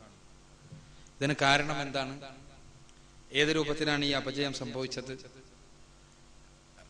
മീഡിയകളുടെ പ്രവർത്തനമാണെങ്കിൽ ആ രംഗത്ത് ദൈക്ഷണികമായി നമുക്ക് ചെയ്യാൻ കഴിയുക എന്താണ് നല്ല തുടങ്ങിയ വളരെ വിശദമായ വിശകലനത്തിന് വിധേയമാക്കേണ്ട ഒരു ചോദ്യ ശൃംഖലയാണ് അദ്ദേഹം ഉന്നയിച്ചിട്ടുള്ളത്. വളരെ സംക്ഷിപ്തമായി ചില വസ്തുതകൾ നമ്മൾ മനസ്സിലാക്കേണ്ടതുണ്ട്. ഒന്ന്, ഇവിടെ പ്രഭാഷണങ്ങളിൽ സൂചിപ്പിച്ചതുപോലെ ഇസ്ലാം ലോകത്തിന്റെ മുന്നിൽ വെക്കുന്നത് ശാന്തിയുടെ ആദർശമാണ്, നീതിയുടെ ആദർശമാണ്. അശാന്തി ഇസ്ലാം ആഗ്രഹിക്കുന്നില്ല. ഇങ്ങോട്ട് യുദ്ധം ചെയ്യുന്നവരുമായി യുദ്ധം ചെയ്യുവാൻ കൽപ്പിക്കുമ്പോൾ പോലും പരിശുദ്ധ ഖുർആൻ പറഞ്ഞത് വഖാതിലൂ ഫീ സബീലില്ലാഹി അല്ലദീന യുഖാതിലൂനകും വലാ തഅതദു ഇന്നല്ലാഹ ലാ യുഹിബ്ബുൽ മുഅ്തദീന. ഖുർആനിലെ 2-ാമത്തെ അധ്യായം സൂറത്തുൽ ബഖറയിലെ 190-ാമത്തെ വചനത്തിൽ നമ്മൾ വായിക്കുന്നത്. അഥവാ ഇങ്ങോട്ട് യുദ്ധം ചെയ്യുന്നവരുമായി നിങ്ങൾ യുദ്ധം ചെയ്തു കൊള്ളുക അള്ളാഹുവിന്റെ മാർഗത്തിൽ എന്ന് പറഞ്ഞതിന് ശേഷം വലാ തഅതദു, നിങ്ങൾ ഒരിക്കലും അതിരുവിടാൻ പാടില്ല. ആ അതിരുവിടുന്നവരെ അള്ളാഹു ഇഷ്ടപ്പെടുന്നേ ഇല്ല എന്ന്. അള്ളാഹു സുബ്ഹാനഹു വ തആല അതിരുവിടുന്നവരെ ഇഷ്ടപ്പെടുന്നില്ല. പരിശുദ്ധ ഖുർആനിൽ ഭീകരവാദം എന്ന് പറയുമ്പോൾ അതിന്റെ ബേസ് തന്നെ അനീതിയാണ്. അഥവാ ഇസ്ലാമിലെ യുദ്ധം, ഏത് യുദ്ധമാണെങ്കിലും ഇസ്ലാം ആ യുദ്ധത്തിന്റെ രംഗത്ത് നീതി വേണം എന്ന് കൃത്യമായി പഠിപ്പിക്കുന്നു.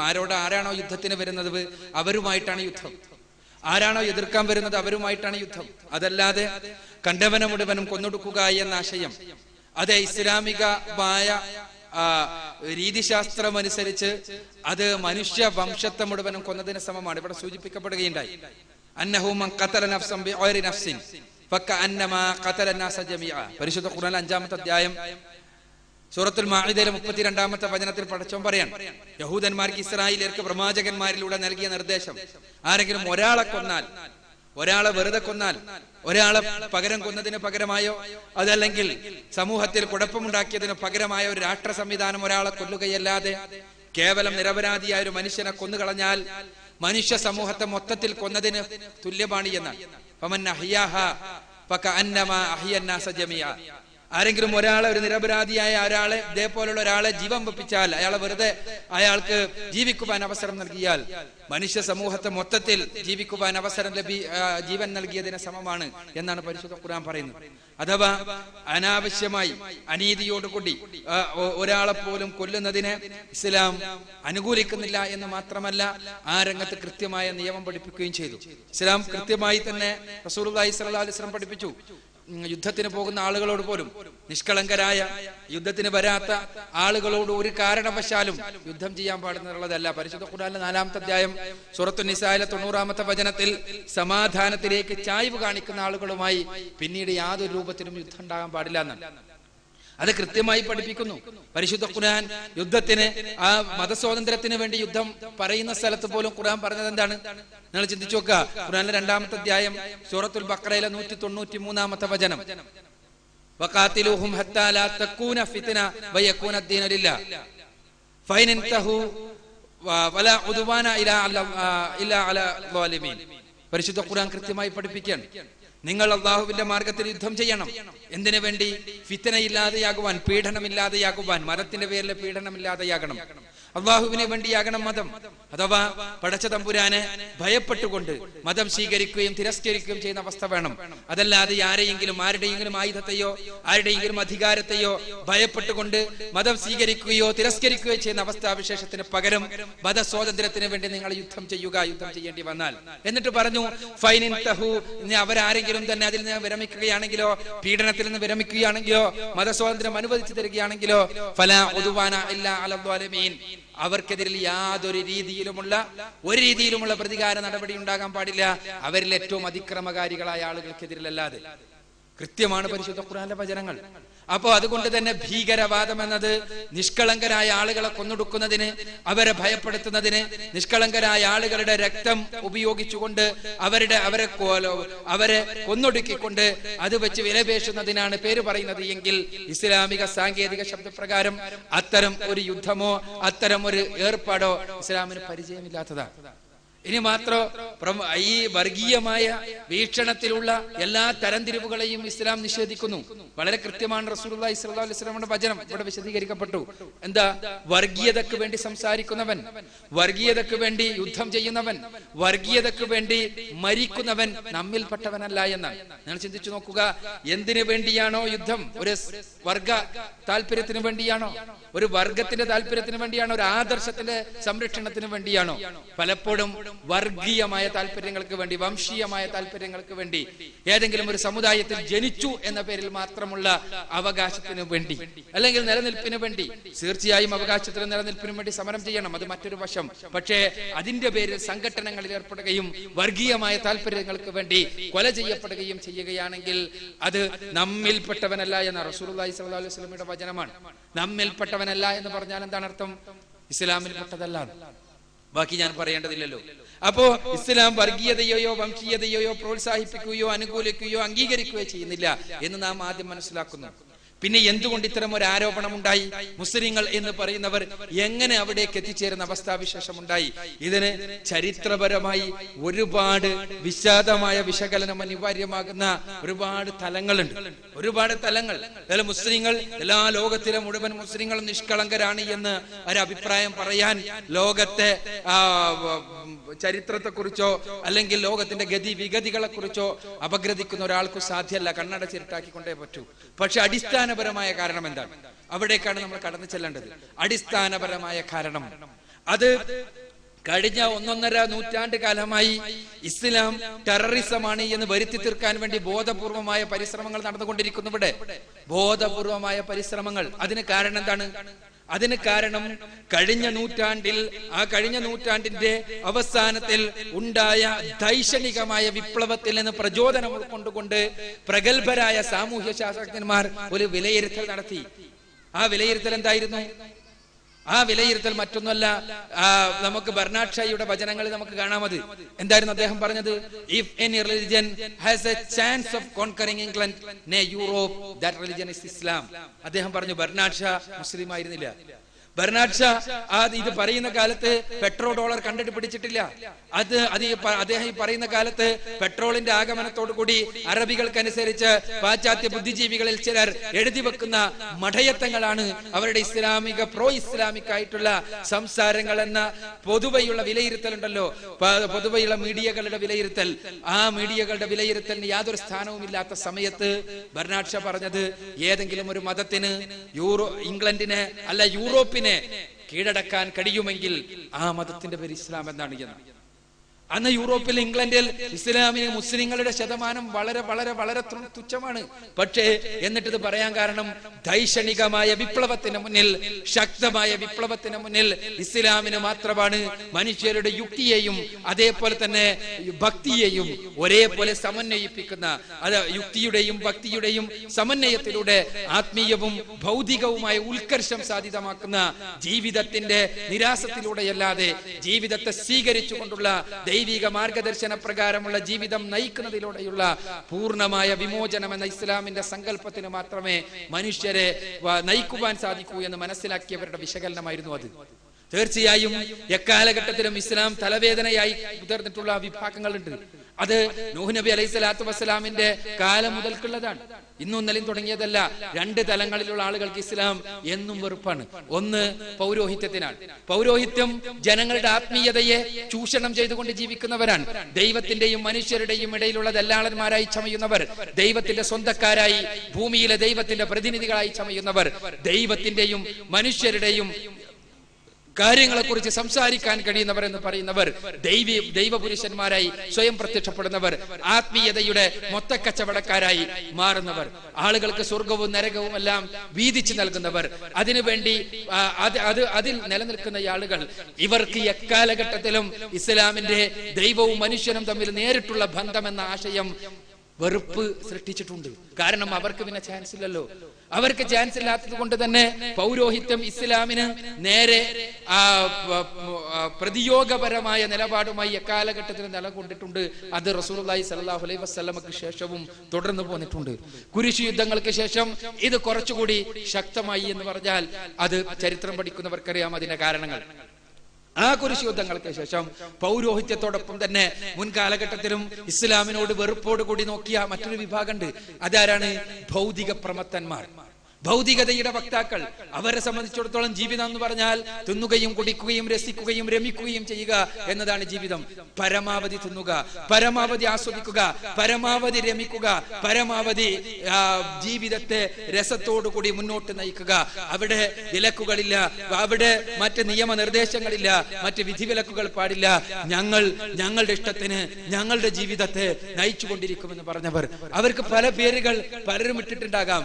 പക്ഷേ അതിന് ഈ രണ്ട് കൂട്ടരും നമ്മൾ ഇന്ന് അതിന് എന്ത് പേര് വിളിച്ചാലും പലപ്പോഴും സമൂഹത്തെ നയിച്ചുകൊണ്ടിരിക്കുന്ന ആദർശം, ഒരു ആദർശം എന്നുള്ള രീതിയിലല്ലെങ്കിലും ഒരു തത്വശാസ്ത്രം എന്നുള്ള രീതിയിലല്ലെങ്കിലും ഇന്നത്തെ സമൂഹത്തെ ആധുനിക യുവതയെ നയിച്ചുകൊണ്ടിരിക്കുന്ന ആദർശം ഇതാണ് എന്നുള്ളതാണ് സത്യം.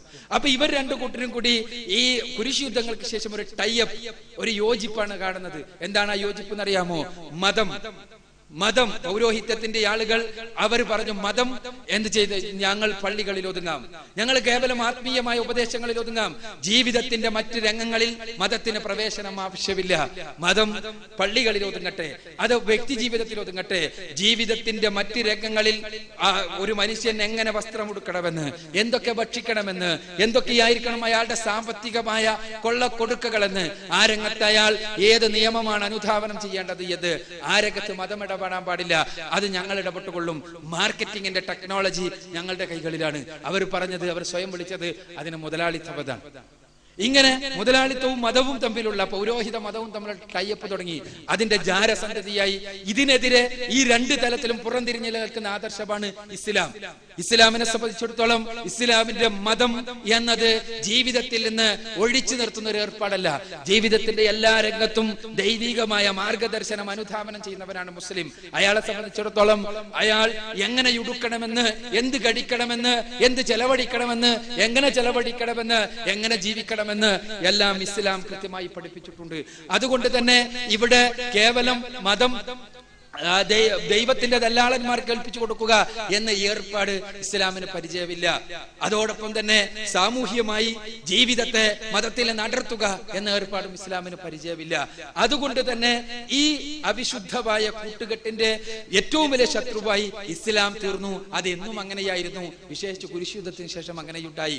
അതിന്റെ സ്വാഭാവികമായ പരിണിതിയായി അവർ നിർമ്മിച്ചെടുത്ത ഇസ്ലാമിന് നേരെ ഈ ചിന്തിക്കുന്ന ആളുകൾ ഇസ്ലാമിനെ കുറിച്ച് പഠിച്ചാൽ, മനസ്സിലാക്കിയാൽ, അറിയാനിടവന്നാൽ ആളുകൾ അതിലേക്ക് ആകൃഷ്ടരാകും എന്ന് മനസ്സിലാക്കിയ, നേരത്തെ ഞാൻ സൂചിപ്പിച്ച സാമൂഹ്യ ശാസ്ത്രജ്ഞന്മാരുടെ രചനകളിൽ നിന്ന് ഉൾക്കൊണ്ട ആളുകൾ, അവർ ഇസ്ലാമിനെ നേരെ ചിന്തിക്കുന്ന ആളുകളൊന്നും തിരിഞ്ഞു നോക്കരുത് എന്ന് വിചാരിച്ചുകൊണ്ട് തന്നെ നിർമ്മിച്ചെടുത്ത ഒരു സ്ലോഗനാണ് ഇസ്ലാം ഈസ് ടെററിസം എന്ന സ്ലോഗൻ.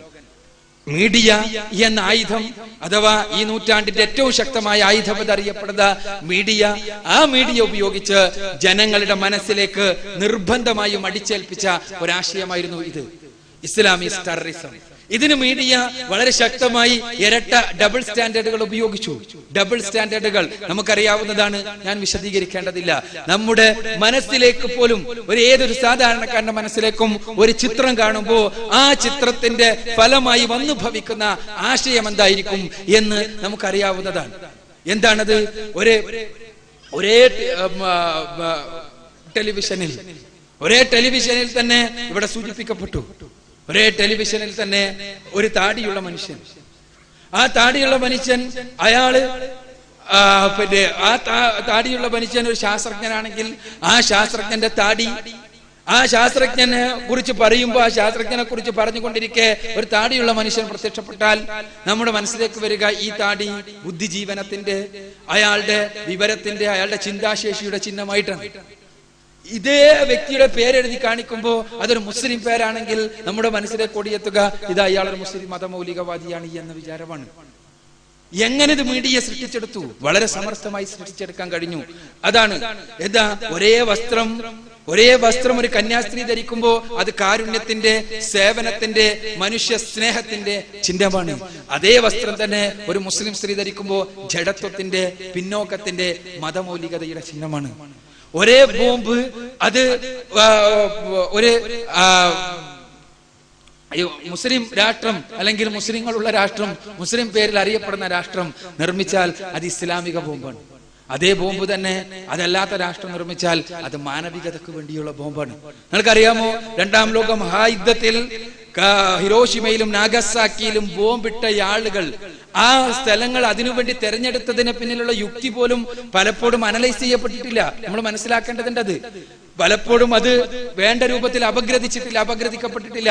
എന്തുകൊണ്ട്?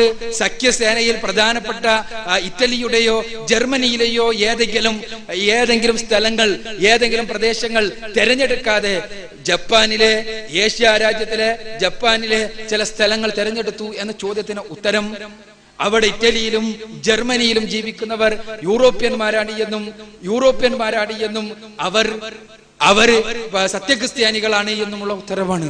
അതേസമയം പാവപ്പെട്ട ഏഷ്യക്കാരുടെ തലയിൽ തന്നെയാകട്ടെ, അതും ബുദ്ധമത വിശ്വാസികളുടെ തലയിലാകട്ടെ, ആദ്യത്തെ ആറ്റം ബോംബിന്റെ പരീക്ഷണം എന്ന് വിചാരിച്ച ആളുകളുടെ വിശാല വീക്ഷണത്തെ നാം മാനവികത എന്ന് പേരിട്ട് വിളിക്കുന്നു. ഇതാണ് ഞാൻ പറയുന്നത് മീഡിയയുടെ ഇരട്ടത്താപ്പിനെ കുറിച്ച്. ഇത് എല്ലാ തലത്തിലും നമുക്ക് കാണാൻ കഴിയും. വിശദീകരിക്കുവാൻ സമയമില്ലാതെ തന്നെ മണിക്കൂറുകളോളം സംസാരിക്കേണ്ട വിഷയമാണ്. ഇതുപയോഗിച്ച്, മീഡിയ എന്ന ശക്തമായ ആയുധം ഉപയോഗിച്ച് ഇസ്ലാം ഭീകരവാദമാണ് എന്ന് വരുത്തി തീർത്തു. ഇതിന്റെ ഫലമോ? അതാണ് നമ്മൾ മനസ്സിലാക്കേണ്ടത്. ഫലം എന്താണ്?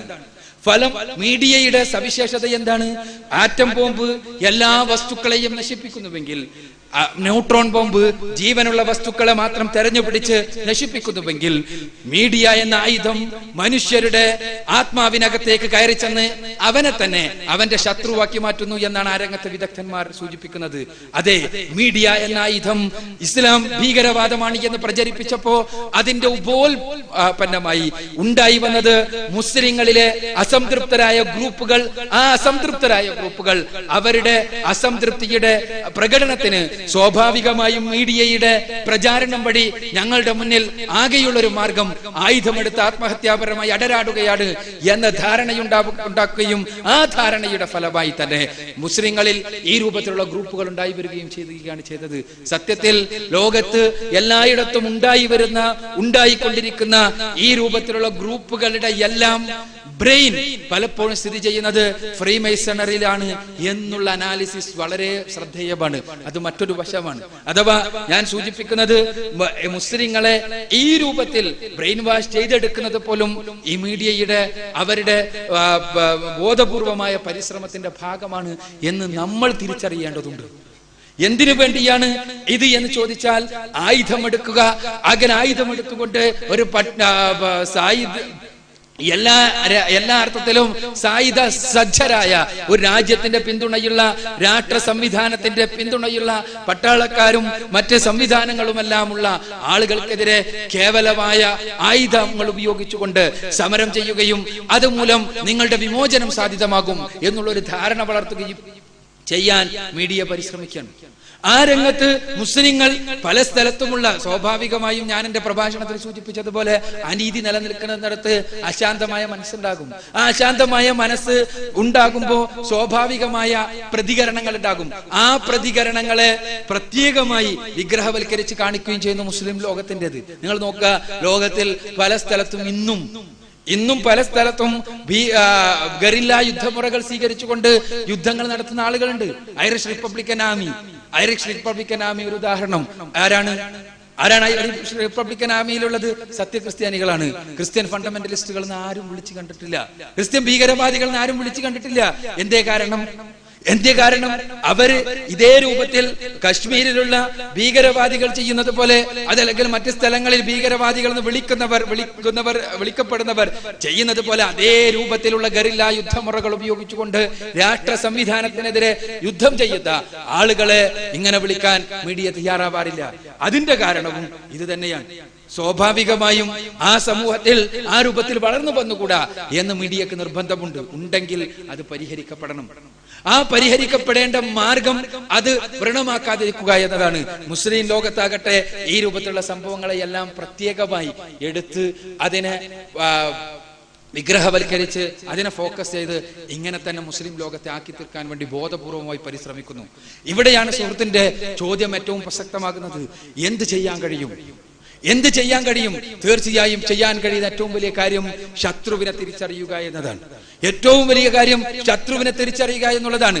കാരണം പരിശുദ്ധ ഖുർആന്റെയും തിരുസുന്നത്തിന്റെയും മാർഗത്തിൽ നിന്ന് നമ്മളെ തിരിച്ചു കൊണ്ടുപോയി ഭീകരവാദത്തിന്റെയും തീവ്രവാദത്തിന്റെയും മാർഗത്തിലേക്ക് കൊണ്ടുപോകുന്നത് നമ്മുടെ വിമോചനത്തിനല്ല എന്നും നമ്മുടെ രക്ഷക്കല്ല എന്നും മറിച്ച് നമ്മെ, ഈ സമൂഹത്തെ, ഈ ആദർശത്തെ, ഈ തത്വസംഹിതയെ ഭയപ്പെടുന്ന ആളുകൾ ആദർശ പ്രബോധനത്തിന്റെ രംഗത്തേക്ക് മുസ്ലിങ്ങളുടെ ഊർജ്ജമൊഴുകിയാൽ അത് തങ്ങളുടെ കച്ചവട താല്പര്യത്തിന് പ്രയാസകരമാണ് എന്ന് മനസ്സിലാക്കുന്ന ആളുകൾ ബോധപൂർവമായി നമ്മുടെ ഊർജത്തെ തിരിച്ചുവിടുവാൻ വേണ്ടി നടത്തുന്ന പരിശ്രമങ്ങളാണിത് എന്ന് തിരിച്ചറിയുകയും ആ പരിശ്രമങ്ങൾക്ക് പകരം ആദർശ രംഗത്തെ ശക്തമായ സമരത്തിന് കോപ്പുകൂട്ടുകയും ചെയ്യാൻ നാം സന്നദ്ധമാവുക എന്നതാണ് തിരിച്ചറിവിന്റെ മാർഗം.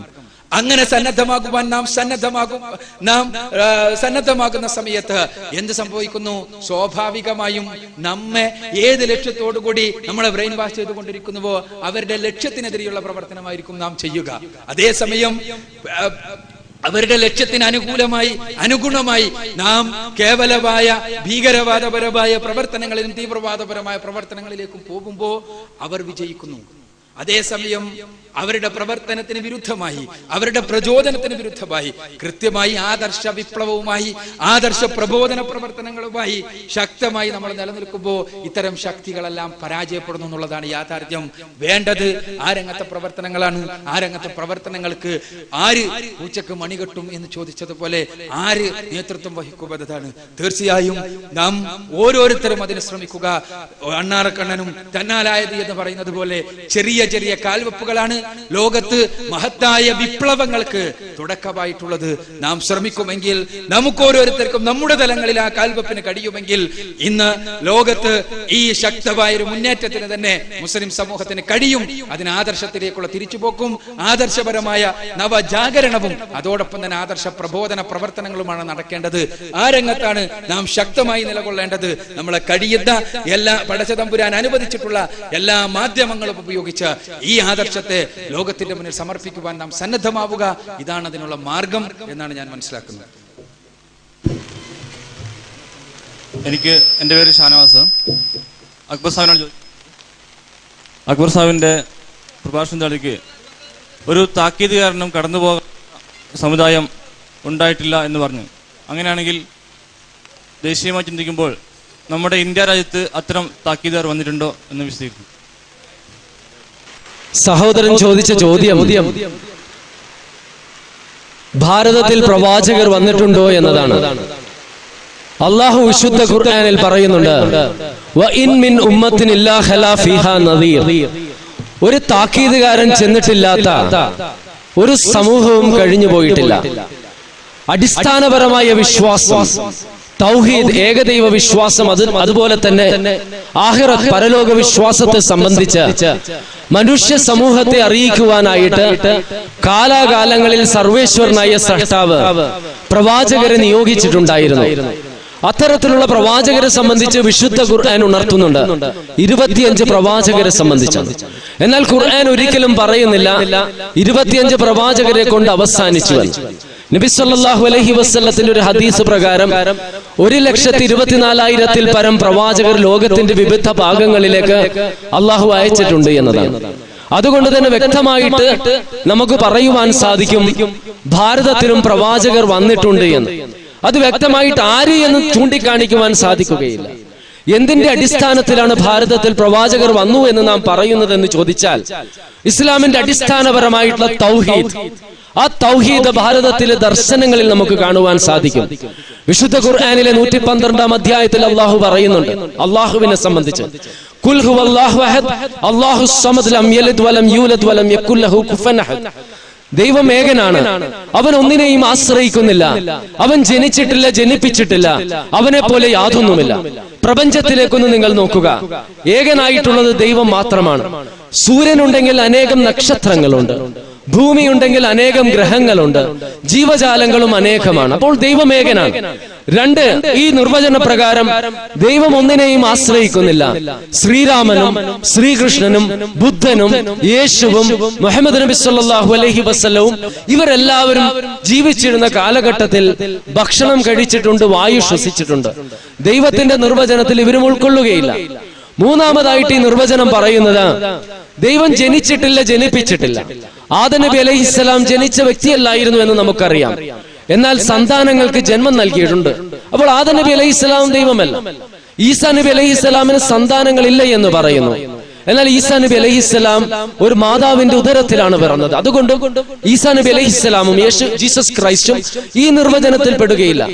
അവസാനത്തെ ഭാഗമുണ്ട്, ദൈവത്തെ പോലെ യാതൊന്നുമില്ല. അപ്പൊ ചുരുക്കത്തിൽ ആരംഭവും അവസാനവും ഇല്ലാത്ത, രൂപങ്ങൾക്കും ഭാവങ്ങൾക്കും പരിണാമങ്ങൾക്കും അതീതമായ ഈ പ്രപഞ്ചത്തെയും പ്രപഞ്ചത്തിലെ നിപുലകളെയും നക്ഷത്രങ്ങളെയും ഗോളങ്ങളെയും ജീവജാലങ്ങളെയും സസ്യലതാദികളെയും എല്ലാം സൃഷ്ടിക്കുകയും പരിപാലിക്കുകയും ചെയ്യുന്ന, എല്ലാം കാണുന്ന, എല്ലാം അറിയുന്ന, എല്ലാം ഉൾക്കൊള്ളുന്ന ആ ശക്തിയാണ് ദൈവം.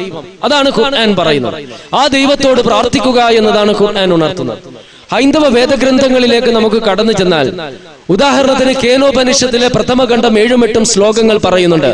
യച്ചക്ഷുഷാന പശ്യതി യേന ചശ്യംശി പശ്യതി തദേവ ബ്രഹ്മത്വം വിദ്ധി നേദം യദിദമുപാസ്സതേ യത് ശ്രോത്രേണ ന ശൃണോതി യേന ശ്രോത്രമിദം ശ്രുതം തദേവ ബ്രഹ്മത്വം വിദ്ധി നേദം യദിദമുപാസ്സതേ.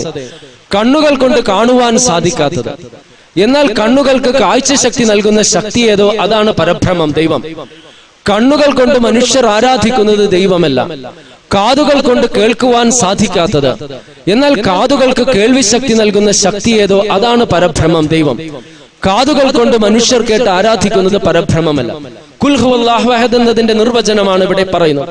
അതുപോലെ ഉപനിഷത്തുകൾ പരിശോധിച്ചാൽ, അപാണി പാദോ ജവനോ ഗൃഹീത്യ പശ്യത്യ ചക്ഷുസാ ശൃണോത്യ കർണ സവേദി വേദ്യം നജ തസ്യാസ്യതി വേദ തമാഹുരഗ്ര്യം പുരുഷം മഹാന്തം.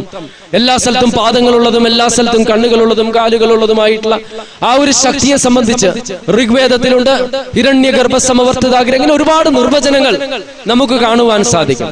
അപ്പൊ ഇസ്ലാം ഉണർത്തുന്ന വിശുദ്ധ ഖുർആനിൽ പ്രകാരം പ്രവാചകർ നമുക്ക് പഠിപ്പിച്ചു തന്ന ദൈവത്തിന്റെ നിർവചനം ഹൈന്ദവ വേദഗ്രന്ഥങ്ങളിൽ നമുക്ക് കാണുവാൻ സാധിക്കും. ഇത് തന്നെയാണ് പ്രവാചകർ ഉത്ബോധിപ്പിച്ചത്. അതുകൊണ്ട് തന്നെ ഖുർആൻ പറയുന്ന പോലെയുള്ള പ്രവാചകർ ഭാരതത്തിലും വന്നിട്ടുണ്ട്. അടുത്തതായിട്ട് ഖുർആൻ പറയുന്നത് പരലോക വിശ്വാസത്തെ സംബന്ധിച്ചാണ്. നന്മക്കനുസൃതമായ പ്രതിഫലവും തിന്മക്കനുസൃതമായ ശിക്ഷയും ലഭിക്കുന്ന ഒരു പരലോകത്തെ സംബന്ധിച്ചാണ്. ഉദാഹരണത്തിന് ഭാഗവതത്തിൽ പറയുന്നുണ്ട്, അപ്രേത ലോകത്തിന് ഈശനായി വാഴുന്ന മൂപ്പർ പുകഴ്ന്നിടും നീതിമാനാം യമൻ, ചത്തിടും പ്രാണിവർഗങ്ങളെ കൊണ്ട് സ്വന്തമാം വൃത്യരെ കൊണ്ട് നന്മക്കനുസൃതമായിട്ടുള്ള പ്രതിഫലവും തിന്മക്കനുസൃതമായിട്ടുള്ള ശിക്ഷയും ലഭിക്കുന്ന ഒരു ഭാഗവതത്തിലെ ആ വചനമുണ്ട്. ഭഗവത്ഗീതയിലെ 2-ാം അധ്യായത്തിലെ 37-ാം വചനത്തിൽ ഞാൻ നേരത്തെ ഉദ്ധരിച്ചിരുന്നു, ഹതോവ പ്രാപ്സ്യസി സ്വർഗം ജിതോവ ഭോക്ഷ്യസേ മഹി തസ്മാദുത്തിഷ്ഠ കൗന്ത്യയ യുദ്ധായ കൃതനിശ്ചയ. അർജുന, നീ കൊല്ലപ്പെട്ടാൽ നിനക്ക് സ്വർഗം ലഭിക്കുമെന്നാണ് പറയുന്നത്. സ്വർഗത്തെ സംബന്ധിച്ച് നീ വിജയിക്കുകയാണ് എങ്കിൽ രാജ്യം അനുഭവിക്കാം, രണ്ടാണെങ്കിലും എഴുന്നേൽക്കു കുന്തിപുത്ര യുദ്ധം ചെയ്യുവാൻ. ഇത് വ്യക്തമായിട്ട് ഭഗവത്ഗീതയിൽ ശ്രീകൃഷ്ണൻ സ്വർഗത്തെ സംബന്ധിച്ചാണ് പറയുന്നതെങ്കിൽ ഭഗവത്ഗീതയിലെ 16-ാം അധ്യായത്തിലെ 16-ാം വചനത്തിൽ ശ്രീകൃഷ്ണൻ പറയുകയാണ്, അനേക ചിത്ത വിഭ്രാന്ത മോഹജാല സമാവൃത പ്രസക്ത കാമഭോഗേഷു പതന്തി നരകേഷു ചൗ. കാമഭോഗങ്ങളിൽ പെടുന്നവർ നരകത്തിൽ പതിക്കുമെന്ന് കഠോപനിഷത്ത് പറയുന്നുണ്ട്. സ്വർഗീയ ലോകേ എന്ന ഭയം കിഞ്ചനാസ്തി ന തത്രത്വം ന ചരക പിപേതി ഉഭേ തീർത്ഥാശനായ പിപാസേ ശോകാതകോ മോദാദേ സ്വർഗലോകെ. സ്വർഗലോകത്തിൽ ഭയമില്ല, ദുഃഖമില്ല, ദുരന്തമില്ല, വ്യാകുലതയില്ല, രോഗമില്ല. അങ്ങനത്തെ സംബന്ധിച്ചുള്ള ഒരു സ്വർഗലോകത്തെ സംബന്ധിച്ച് നമുക്ക് പറയുന്നത് കാണാം. അപ്പൊ ഇസ്ലാം പറയുന്ന അടിസ്ഥാനപരമായിട്ടുള്ള വിശ്വാസം, ഈ വേദഗ്രന്ഥങ്ങളിലുണ്ട്. എന്നാൽ ഇവിടെയും വ്യതിചലനം വന്നു. അതാണ് നാം മനസ്സിലാക്കേണ്ടത്. മുസ്ലിങ്ങളുടെ ഇടയിൽ വ്യതിചലനം വന്നില്ലേ? ഏകനായ സ്രഷ്ടാവിനെ മാത്രമേ ആരാധിക്കുവാനും അവനോട് മാത്രമേ പ്രാർത്ഥിക്കുവാനും അവനോട് മാത്രമേ ദൈവിക സഹായം തേടുവാനും അവന്റെ മുൻപിൽ മാത്രമേ ശിരസ് കുമ്പിടുവാനും പാടുള്ളൂ എന്ന് ഉണർത്തിയില്ലേ ഖുർആൻ? അതല്ല ഇയ്യാക നഅ്ബുദു വഇയ്യാക നസ്തഈൻ. അതുകൊണ്ടല്ലേ നാം മുഹമ്മദ് നബി സല്ലല്ലാഹു അലൈഹി വസല്ലമിന് വേണ്ടി പ്രാർത്ഥിക്കുന്നത് മുഹമ്മദ് നബിയോട് പ്രാർത്ഥിക്കാത്തത്? അതുകൊണ്ടല്ലേ നാം ഈസാ നബി അലൈഹിസ്സലാമിന് വേണ്ടി പ്രാർത്ഥിക്കുന്നത് ഈസാ നബി അലൈഹിസ്സലാമിനോട് പ്രാർത്ഥിക്കാത്തത്? മുസ്ലിങ്ങൾക്ക് അതിൽ നിന്നുള്ള വ്യതിചലനങ്ങൾ വന്നതുപോലെ തന്നെ അവർക്കും വന്നിട്ടുണ്ട്. ഉദാഹരണത്തിന് എല്ലാ വസ്തുക്കളെയും ആരാധിക്കാം. ആകാശാൽ പതിതം തോയം യഥ ഗച്ഛതി സാഗരം സർവദേവ നമസ്കാരം കേശവം പ്രതി ഗച്ഛതി. എപ്രകാരമാണോ ആകാശത്തിൽ നിന്നുള്ള ജലം സമുദ്രത്തിൽ എത്തിച്ചേരുന്നത്, അതുപോലെ എല്ലാത്തിനെയും ആരാധിക്കാമെന്ന വിശ്വാസം കടന്നു വന്നിട്ടുണ്ട്. അത് വ്യതിചലനമാണ്. അല്ലെങ്കിൽ ദൈവവും മനുഷ്യനും ഒന്നാണ് എന്ന അദ്വൈത സിദ്ധാന്തമുണ്ട്. ഇന്ന് ഹൈന്ദവർക്കിടയിലുള്ള അദ്വൈത സിദ്ധാന്തമാണ്. നിങ്ങൾക്ക് ബുദ്ധി കൊണ്ട് അവരോട് പറഞ്ഞ് മനസ്സിലാക്കി കൊടുക്കുവാൻ സാധിക്കുന്ന ഒരു കാര്യമാണ്. ഹൈന്ദവ സഹോദരങ്ങളുടെ അടുത്ത് ഏകദൈവ വിശ്വാസമാണ് നിങ്ങളുടെ വേദഗ്രന്ഥത്തിലുള്ളത്. അദ്വൈതം പറയുന്നത് മനുഷ്യനും ദൈവവും ഒന്നാണ് എന്നതാണ്. അതിന് ഉദാഹരണം പറയുന്നത് ഒരു മൺചട്ടി ഉണ്ടല്ലോ. ഈ മൺചട്ടിക്കുള്ളിൽ മണ്ണുണ്ട്. മൺചട്ടി പൊട്ടിക്കഴിയുമ്പോൾ മൺചട്ടിയും മണ്ണും ഒന്നാകുന്നത് പോലെ മനുഷ്യ ശരീരമാകുന്ന ചട്ടിക്കുള്ളിലെ ആത്മാവ് ദൈവമാണ്. ചട്ടിയാകുന്നതാണ് ശരീരം. മരണത്തോടുകൂടി ശരീരമാകുന്ന ചട്ടി പൊട്ടുകയും ആത്മാവ് ദൈവമായി തീരുന്നു, ദൈവത്തിൽ ലയിച്ചു ചേരുന്നു എന്നതാണ് അദ്വൈത സിദ്ധാന്തം പറയുന്നത്. നിങ്ങൾ അവർക്ക് പറഞ്ഞു കൊടുക്കുക അതൊന്നുമല്ല നിങ്ങളുടെ വേദഗ്രന്ഥത്തിൽ പറയുന്നത്. ഇത് യുക്തിഭദ്രമല്ല എന്ന് അവരെ ബോധ്യപ്പെടുത്തുവാൻ സാധിക്കണം. കാരണം ഹിറ്റ്ലറിന്റെ ശരീരം പൊട്ടിയാൽ ഹിറ്റ്ലറിന്റെ ഉള്ളിലുള്ളത് ദൈവമായിട്ടുള്ള ആത്മാവാണ്. അതുപോലെ മദർ തെരേസയുടെ ശരീരമാകുന്ന ചട്ടി പൊട്ടിയാൽ മദർ തെരേസയുടെ ഉള്ളിലുള്ളതും ആത്മാവ് എന്ന് പറയുന്നത് ദൈവമാണ്. അപ്പോൾ ഹിറ്റ്ലറിന്റെ ഉള്ളിലിരുന്ന് ദൈവമാകുന്ന ആത്മാവ് എന്തുകൊണ്ട് ഹിറ്റ്ലറിനെ കൊണ്ട് ക്രൂരത ചെയ്യിപ്പിക്കുന്നു? മദർ തെരേസയുടെ ഉള്ളിലുള്ള ആത്മാവ്, ആ ദൈവമാകുന്ന ആ ശക്തി മദർ തെരേസയെ കൊണ്ട് എന്തുകൊണ്ട് നന്മ ചെയ്യിപ്പിക്കുന്നു? ദൈവത്തിൽ നിന്ന് നന്മയല്ലേ വരേണ്ടത്? അപ്പോൾ തിന്മ വരുന്നു എന്ന് അവരെ ബോധ്യപ്പെടുത്തുവാൻ സാധിക്കും. അതുപോലെ തന്നെ പരലോകത്തെ സംബന്ധിച്ച് ചുരുക്കത്തിൽ ചോദ്യത്തിന്റെ ഉത്തരമായിട്ട് ഞാൻ പറയുന്നത്, വിശുദ്ധ ഖുർആനിൽ പറയുന്നുണ്ട് എല്ലാ സമൂഹങ്ങളിലേക്കും പ്രവാചകരെ നിയോഗിച്ചിട്ടുണ്ട് എന്ന്. എന്നാൽ വ്യക്തമായിട്ട് ഖുർആൻ നൽകുന്ന പേരുകൾ 25 പ്രവാചകരെ സംബന്ധിച്ച് മാത്രമാണ്. അതിന്റെ അർത്ഥം അതുകൊണ്ട് പ്രവാചകരുടെ എണ്ണം അവസാനിച്ചു എന്നല്ല. നബി സല്ലല്ലാഹു അലൈഹി വസല്ലമിന്റെ ഹദീസ് പ്രകാരം 100,000-ൽ പരം പ്രവാചകർ ലോകത്തിന്റെ വിവിധ ഭാഗങ്ങളിൽ ചെന്നിട്ടുണ്ട്. അവർ പഠിപ്പിച്ചിട്ടുള്ള അടിസ്ഥാന തത്വമായിട്ടുള്ള ഏകദൈവ വിശ്വാസവും പരലോക വിശ്വാസവും ഹൈന്ദവ വേദഗ്രന്ഥങ്ങളിൽ നമുക്ക് കാണുവാൻ സാധിക്കും. ഹൈന്ദവർക്കിടയിലുമുണ്ട്. അത് വ്യക്തമായി ബോധ്യപ്പെടുത്തുന്നത് പ്രവാചകരും ഭാരതത്തിൽ വന്നിട്ടുണ്ട് എന്നതാണ്. എന്നാൽ ശ്രീരാമനോ ശ്രീകൃഷ്ണനോ ബുദ്ധനോ പ്രവാചകരെന്ന് ചോദിച്ചാൽ അത് നമുക്ക് ഉറപ്പിച്ച് പറയുവാൻ സാധിക്കുകയില്ല. അവർ ആകാം, ആകാതിരിക്കാം. എന്നാൽ ഇന്ന് നമുക്ക് അവരിൽ നിന്ന് അവരെ സംബന്ധിച്ച് ലഭിച്ചിട്ടുള്ള ചരിത്രത്തിന്റെ അടിസ്ഥാനത്തിൽ അവർ പ്രവാചകരാണെന്ന് പറയുവാൻ നമുക്ക് സാധിക്കുകയില്ല. എൻ്റെ പേര് ഷമീം, സ്ഥലം പന്തലൂർ.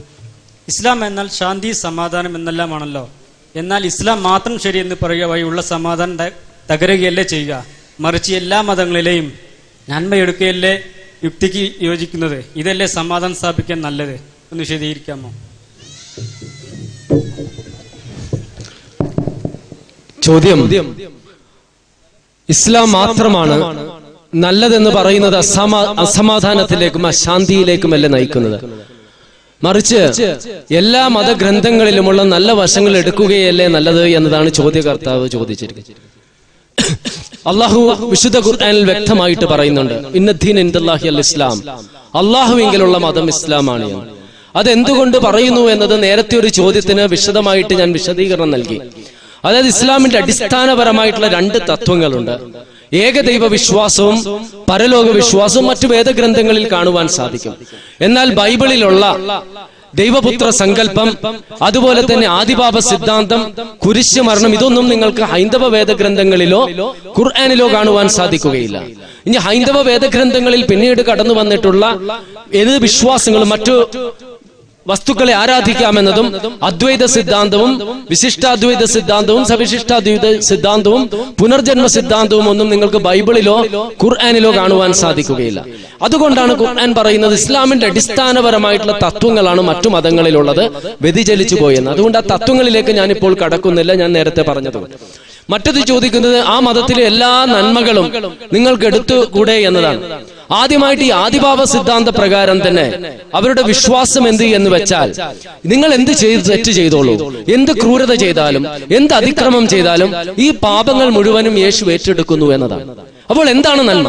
ഈ ലോകത്ത് എന്ത് പാപം ചെയ്താലും, എന്ത് ക്രൂരത ചെയ്താലും, എന്ത് അതിക്രമം ചെയ്താലും ഞാൻ യേശുവിലും യേശുവിന്റെ കുരിശുമരണത്തിലും വിശ്വസിച്ചു എന്ന് പറഞ്ഞാൽ മതി. ആ പാപങ്ങൾ മുഴുവനും യേശു ഏറ്റെടുക്കുകയാണ്. മറിച്ച് വിശ്വാസത്തിൽ അടിയുറച്ചുകൊണ്ട് ഇന്ന നന്മകൾ ചെയ്യണം, ഇന്ന തിന്മകളിൽ നിന്ന് നിങ്ങൾ മാറി നിൽക്കണമെന്ന് കാണുവാൻ സാധിക്കുകയില്ല. ബൈബിളിലേക്ക് നാം കടന്നു ചെന്ന് കഴിഞ്ഞാൽ പഴയ നിയമത്തിൽ പ്രവാചകർ സ്വന്തം പുത്രിയുമായിട്ട് ലൈംഗികമായിട്ടുള്ള ബന്ധം പുലർത്തിയത് നമുക്ക് കാണുവാൻ സാധിക്കും. പ്രവാചകൻ മദ്യപിച്ച് നഗ്നനായി കിടന്നത് നമുക്ക് കാണുവാൻ സാധിക്കും. ഒരു പ്രവാചകൻ വീടിന്റെ മട്ടുപ്പാവിൽ നിന്ന് നോക്കിയപ്പോൾ ഒരു പടയാളിയുടെ ഭാര്യ കുളിക്കുന്നത് കാണുകയും ആ പടയാളിയെ ചതിച്ചു കൊല്ലുകയും ഭാര്യ വിവാഹം കഴിക്കുന്നതും നമുക്ക് കാണുവാൻ സാധിക്കും. ഇതാണോ മാതൃക? ഈ മാതൃക നമുക്ക് പിന്തുടരുവാൻ സാധിക്കും? അല്ല, പുതിയ നിയമത്തിലേക്ക് കടന്നു കഴിഞ്ഞാൽ യേശു തന്നെ മദ്യം വീഞ്ഞുണ്ടാക്കുന്നതായിട്ട് കാണുവാൻ സാധിക്കും. ഇതൊന്നും ജീസസ് ക്രൈസ്റ്റ് ഈസ നബി അലൈഹിസ്സലാം ചെയ്ത് കാണില്ല, മറ്റു പ്രവാചകരും ചെയ്ത് കാണില്ല. ഇതുപോലെയുള്ള ഒരുപാട് തിന്മകളുമായിട്ടുള്ള പ്രവർത്തനങ്ങൾ നമുക്ക് കാണുവാൻ സാധിക്കും. അത്തരത്തിൽ എന്താണ് നന്മ, എന്താണ് തിന്മയെന്ന് ബൈബിൾ കൊണ്ട് നമുക്ക് മനസ്സിലാക്കുവാൻ സാധിക്കും. ഹൈന്ദവ വേദഗ്രന്ഥങ്ങളിലേക്കും ചരിത്രത്തിലേക്കും ഇതിഹാസങ്ങളിലേക്കും കടന്നു ചെന്നാൽ ഇതുപോലെ ഒരുപാട് കാര്യങ്ങൾ കാണാം. ഉദാഹരണത്തിന് കുറച്ച് ബ്രാഹ്മണർ ശ്രീരാമന്റെ അടുത്ത് വന്നിട്ട് പറഞ്ഞു, താങ്കൾ ഭരണാധികാരിയാണല്ലോ, ഇവിടെ ബ്രാഹ്മണരുടെ കുഞ്ഞുങ്ങൾ മരിക്കുകയാണ്, എന്താണ് സംഭവിച്ചിരിക്കുന്നത്? അങ്ങനെ വാളുമെടുത്ത് ശ്രീരാമൻ പോവുകയാണ്. അങ്ങനെ പോയി ചെന്ന് കഴിഞ്ഞപ്പോൾ ഒരാൾ ഒരു മരത്തിൽ കാല് മുകളിലേക്കിട്ട് ശിരസ്സടിയിലേക്ക് തപസ് ചെയ്യുകയാണ്. ചോദിച്ചു, നിങ്ങൾ എന്തിനാണ് തപസ് ചെയ്യുന്നത്? ദൈവപ്രീതിക്ക് വേണ്ടിയാണ്. നിങ്ങൾ ഏതാണ്? താഴ്ന്ന ജാതിക്കാരൻ. പിന്നെ ഒന്നും ചോദിച്ചില്ല, വാളെടുത്ത് ശിരസ്സരിഞ്ഞ് വീഴ്ത്തുകയാണ് ചെയ്യുന്നത്. ഇത് വാസ്തവത്തിൽ അന്ന് ശ്രീരാമൻ ഒരു പ്രവാചകനായിരുന്നുവെങ്കിൽ നല്ലൊരു മഹാനായ വ്യക്തിയായിരിക്കാം. കാലത്തിന്റെ ആ പോക്കനുസരിച്ച് പലതും എഴുതി ചേർത്തിരിക്കാം. ഇത് മാതൃകയാണോ? ദേവദാസ സമ്പ്രദായം മാതൃകയാണോ? എന്താണ് നന്മ, എന്താണ് തിന്മ? ജാതി വ്യവസ്ഥയാണ്. ബ്രാഹ്മണൻ ബ്രാഹ്മണനും, ക്ഷത്രിയൻ ക്ഷത്രിയനും, വൈശ്യൻ വൈശ്യനും, ശൂദ്രൻ ശൂദ്രനുമായി ജീവിച്ചാൽ മോക്ഷം ലഭിക്കും. ഇതാണോ മാതൃക? ഇസ്ലാമിനെ സംബന്ധിച്ചിടത്തോളം ഇസ്ലാം പറയുന്ന ശാന്തിയാണ്, സമാധാനമാണ്, ധർമ്മമാണ്. ഇത് വെറുതെ പറയുന്നത്. അവിടെ അടിസ്ഥാനപരമായിട്ട് പറയുന്നത്, ഞാൻ വിശ്വസിച്ച്, അള്ളാഹുവിൽ വിശ്വസിച്ച്, പ്രവാചകരിൽ വിശ്വസിച്ച് എന്ന് പറഞ്ഞത് കൊണ്ട് നിങ്ങൾക്ക് മോക്ഷം ലഭിക്കുകയില്ല. മറിച്ച് ഈ വിശ്വാസത്തിൽ അടിയുറച്ചുകൊണ്ട് ഒരുപാട് കാര്യങ്ങൾ ചെയ്യണം. മനുഷ്യ സമത്വം ഇസ്ലാമിലുള്ളതാണ്. നിയമത്തിന് മുൻപിലുള്ള സമത്വം ഇസ്ലാമിലുള്ളതാണ്. അതിക്രമം കാണിക്കരുത്, ഇസ്ലാമിലുണ്ട്. ചൂഷണം ചെയ്യരുത്, ഇസ്ലാമിലുണ്ട്. വ്യഭിചരിക്കരുത്, ഇസ്ലാമിലുണ്ട്. മദ്യപിക്കരുത്, ഇസ്ലാമിലുണ്ട്. പലിശ വാങ്ങരുത്, ഇസ്ലാമിലുണ്ട്. അങ്ങനെ എന്തെല്ലാം നന്മകളുണ്ട്. ഒരു മുസ്ലിം ആകണമെങ്കിൽ സമ്പത്തിന്റെ നിശ്ചിതമായ ഒരു ശതമാനം നിർബന്ധിതമായിട്ടുള്ള ദാനധർമ്മങ്ങൾ കൊടുക്കണം. അത് ഇസ്ലാമിലുണ്ട്. ഇപ്പൊ നന്മകളെ സംബന്ധിച്ച് വ്യക്തമായിട്ട് നിർവചിക്കുകയും തിന്മകൾ എന്തൊക്കെയെന്ന് ബോധ്യപ്പെടുത്തുകയും നന്മ ചെയ്താൽ പ്രതിഫലവും തിന്മ ചെയ്താൽ അതിന് ശിക്ഷയുമാണ് എന്നത് ഖുർആൻ വ്യക്തമായിട്ട് കാണിക്കുന്നതാണ്. അതല്ല മറ്റു ഈ എല്ലാ സമൂഹങ്ങളിലേക്കും പ്രവാചകർ പോയതുപോലെ തന്നെ ഏകദൈവ പരലോക വിശ്വാസങ്ങൾ മറ്റു വേദഗ്രന്ഥങ്ങളിൽ കാണാം. അതിന്റെ അടിസ്ഥാനത്തിലുള്ള നന്മകളും കാണാം. അതും ഇസ്ലാമിൽ തന്നെയുള്ളതാണ്. അത് സ്വീകരിക്കുന്നത് കൊണ്ട് മുസ്ലിങ്ങൾക്ക് യാതൊരു വിരോധവുമില്ല.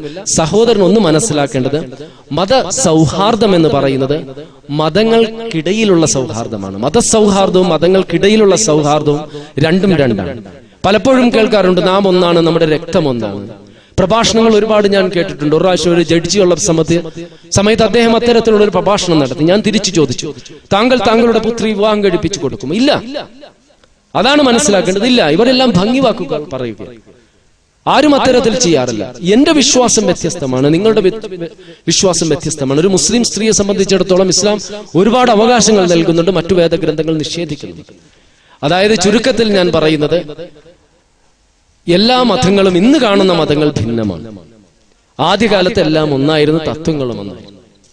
അതുകൊണ്ട് ഇസ്ലാം പറയുന്ന നന്മയനുസരിച്ച് ജീവിക്കുക, പ്രവർത്തിക്കുക, പരലോകത്തിൽ പോകാം. അതിനർത്ഥം മതത്തിൽ ബലാത്കാരമുണ്ട് എന്നതല്ല. എന്റെ വിശ്വാസം ഒരു ഹൈന്ദവ സഹോദരന്റെ അടുത്ത് പറയുക, നീ ഇത് അംഗീകരിക്കണമെന്ന് പറയുമ്പോഴാണ് അസമാധാനം ഉണ്ടാകുന്ന, അശാന്തി ഉണ്ടാകുന്നില്ലേ? മറിച്ച് രാഷ്ട്രീയത്തെ സംബന്ധിച്ച് നമുക്ക് സംസാരിക്കാം, സിനിമയെ സംബന്ധിച്ച് സംസാരിക്കാം, തത്വചിന്തയെ സംബന്ധിച്ച് സംസാരിക്കാം, കലയെ സംബന്ധിച്ച് സംസാരിക്കാം. മതത്തെ സംബന്ധിച്ച് മാത്രം സംസാരിക്കുവാൻ പാടില്ല എന്ന് പറയുന്നതാണ് അസഹിഷ്ണുത. എന്നെയും അക്ബറേയും ഇതുപോലെയുള്ള പ്രബോധകരെ സംബന്ധിച്ച് ഞങ്ങൾ പറയുന്നത് ഇതാണ്, ഖുർആൻ പറയുന്നത്. ഉദു ഇലാ സബീലി റബ്ബിക ബിൽ ഹിക്മതി വൽ മൗഇദത്തിൽ ഹസനതി വജാദിൽഹും ബില്ലതി ഹിയ അഹ്സൻ. 16-ാം അധ്യായത്തിലെ 125-ാം വചനം പറയുന്നുണ്ടല്ലോ, നാഥനിലേക്ക് ക്ഷണിക്കുക. ഞങ്ങൾ റൊട്ടി കൊടുത്തല്ല ക്ഷണിക്കുന്നത്, പാല് കൊടുത്തല്ല ക്ഷണിക്കുന്നത്, പണം കൊടുത്തല്ല ക്ഷണിക്കുന്നത്. ഇതാണ് ഇസ്ലാമിന്റെ അടിസ്ഥാനപരമായിട്ടുള്ള തത്വം. എന്നിട്ട് ഖുർആൻ പറയുന്നു, ആ മുസ്ലിങ്ങളുമായി നല്ല രീതിയിൽ സംവദിക്കുക. എന്താ സമാധാനമാണ്? ഞങ്ങൾ വാളെടുക്കുന്നില്ല, തോക്കെടുക്കുന്നില്ല. നിങ്ങൾക്ക് നിങ്ങളുടെ മതവിശ്വാസത്തെ സംബന്ധിച്ച് പറയാം. ഞങ്ങളുടെ തെറ്റാണ് എന്ന് ഇവിടെയുള്ള മുസ്ലിങ്ങൾക്ക് ആർക്കെങ്കിലും തോന്നുന്നുവെങ്കിൽ അവർക്ക് പറയാം, ഞങ്ങൾ ഇത് സ്വീകരിക്കാൻ തയ്യാറാണ്. അന്ധമായിട്ടുള്ള മതവിശ്വാസങ്ങൾ ഞങ്ങൾ അള്ളിപ്പിടിക്കുന്നില്ല. ഞാനൊരു നിരീശ്വരവാദിയായിരുന്നു 94-ന് മുൻപ് വരെ. ഞാനിത് പഠിച്ച് മനസ്സിലാക്കി വന്നതാണ്. അപ്പോൾ തുറന്നിട്ട് സംസാരിക്കാം. എന്റെ വിശ്വാസം ഇത്, നിങ്ങളുടെ വിശ്വാസം ഇത്. ഞാൻ ഒരിക്കലും പറയില്ല എന്റെ വിശ്വാസം നിങ്ങൾ സ്വീകരിക്കണമെന്ന്. സ്വീകരിക്കാം, തിരസ്കരിക്കാം.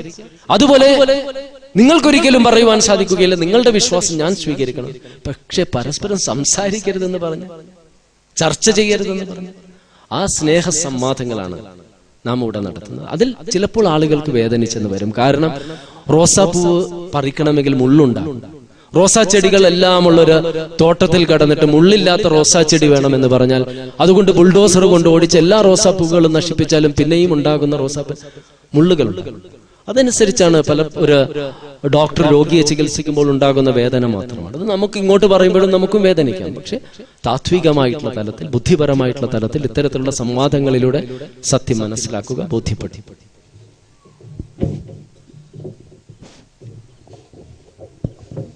ഇസ്ലാം മാത്രമാണ് സത്യം എന്ന് പറയുന്നതല്ല എല്ലാ സമാധാനം കെടുത്തുന്നതാണ് സുഹൃത്തിന്റെ ചോദ്യം. മുഹമ്മദ് മേത്തർ ഇവിടെ അതിന് തക്കതായ മറുപടി പറഞ്ഞു കഴിഞ്ഞു. സത്യത്തില് ഞാൻ എഴുന്നേറ്റുന്ന ഒരു തമാശ പറയാൻ. രണ്ടുപേര് ഭയങ്കര തർക്കത്തിലാണ്. എന്താ തർക്കം എന്ന് വെച്ചാൽ, ഒരാൾ വാദിക്കുന്നു രണ്ടും കൂട്ടിയാൽ 4ആണ്. മറ്റേ ആൾ വാദിക്കുന്നു രണ്ടും കൂട്ടിയാൽ 3ആണ്. ഭയങ്കര തർക്കമാണ്. മറ്റേ ആളുടെ വാദം എന്താന്ന് വെച്ചാൽ, രണ്ടും കൂട്ടിയാൽ 4ആണ് എന്ന നിന്റെ വാദം ഞാൻ അംഗീകരിച്ചിരിക്കുന്നു, പക്ഷെ 3ആണ് എന്ന എന്റെ വാദവും നീ അംഗീകരിച്ചേ പറ്റൂ.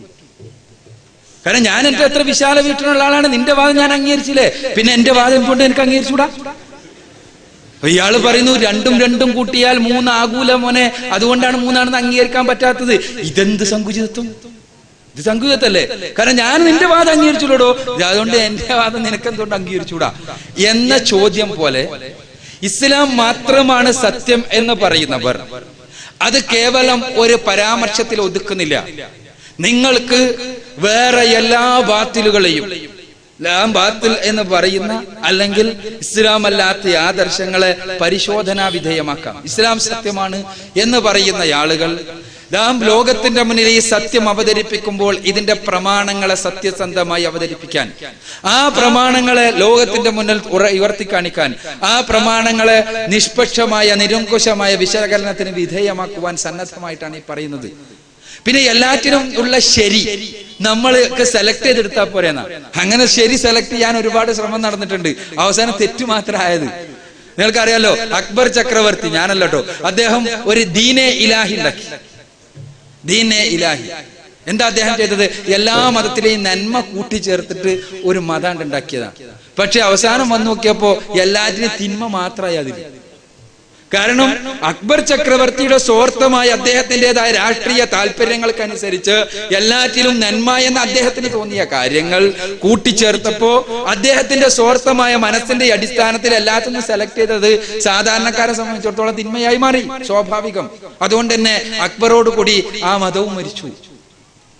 ഇതേപോലെ തന്നെയാണ് അവസ്ഥ. നന്മ തിന്മകൾ മനുഷ്യനെ തെരഞ്ഞെടുക്കാൻ കഴിയാത്തതുകൊണ്ടാണ് പടച്ചോൻ പ്രവാചകന്മാരെ പറഞ്ഞയച്ചത്.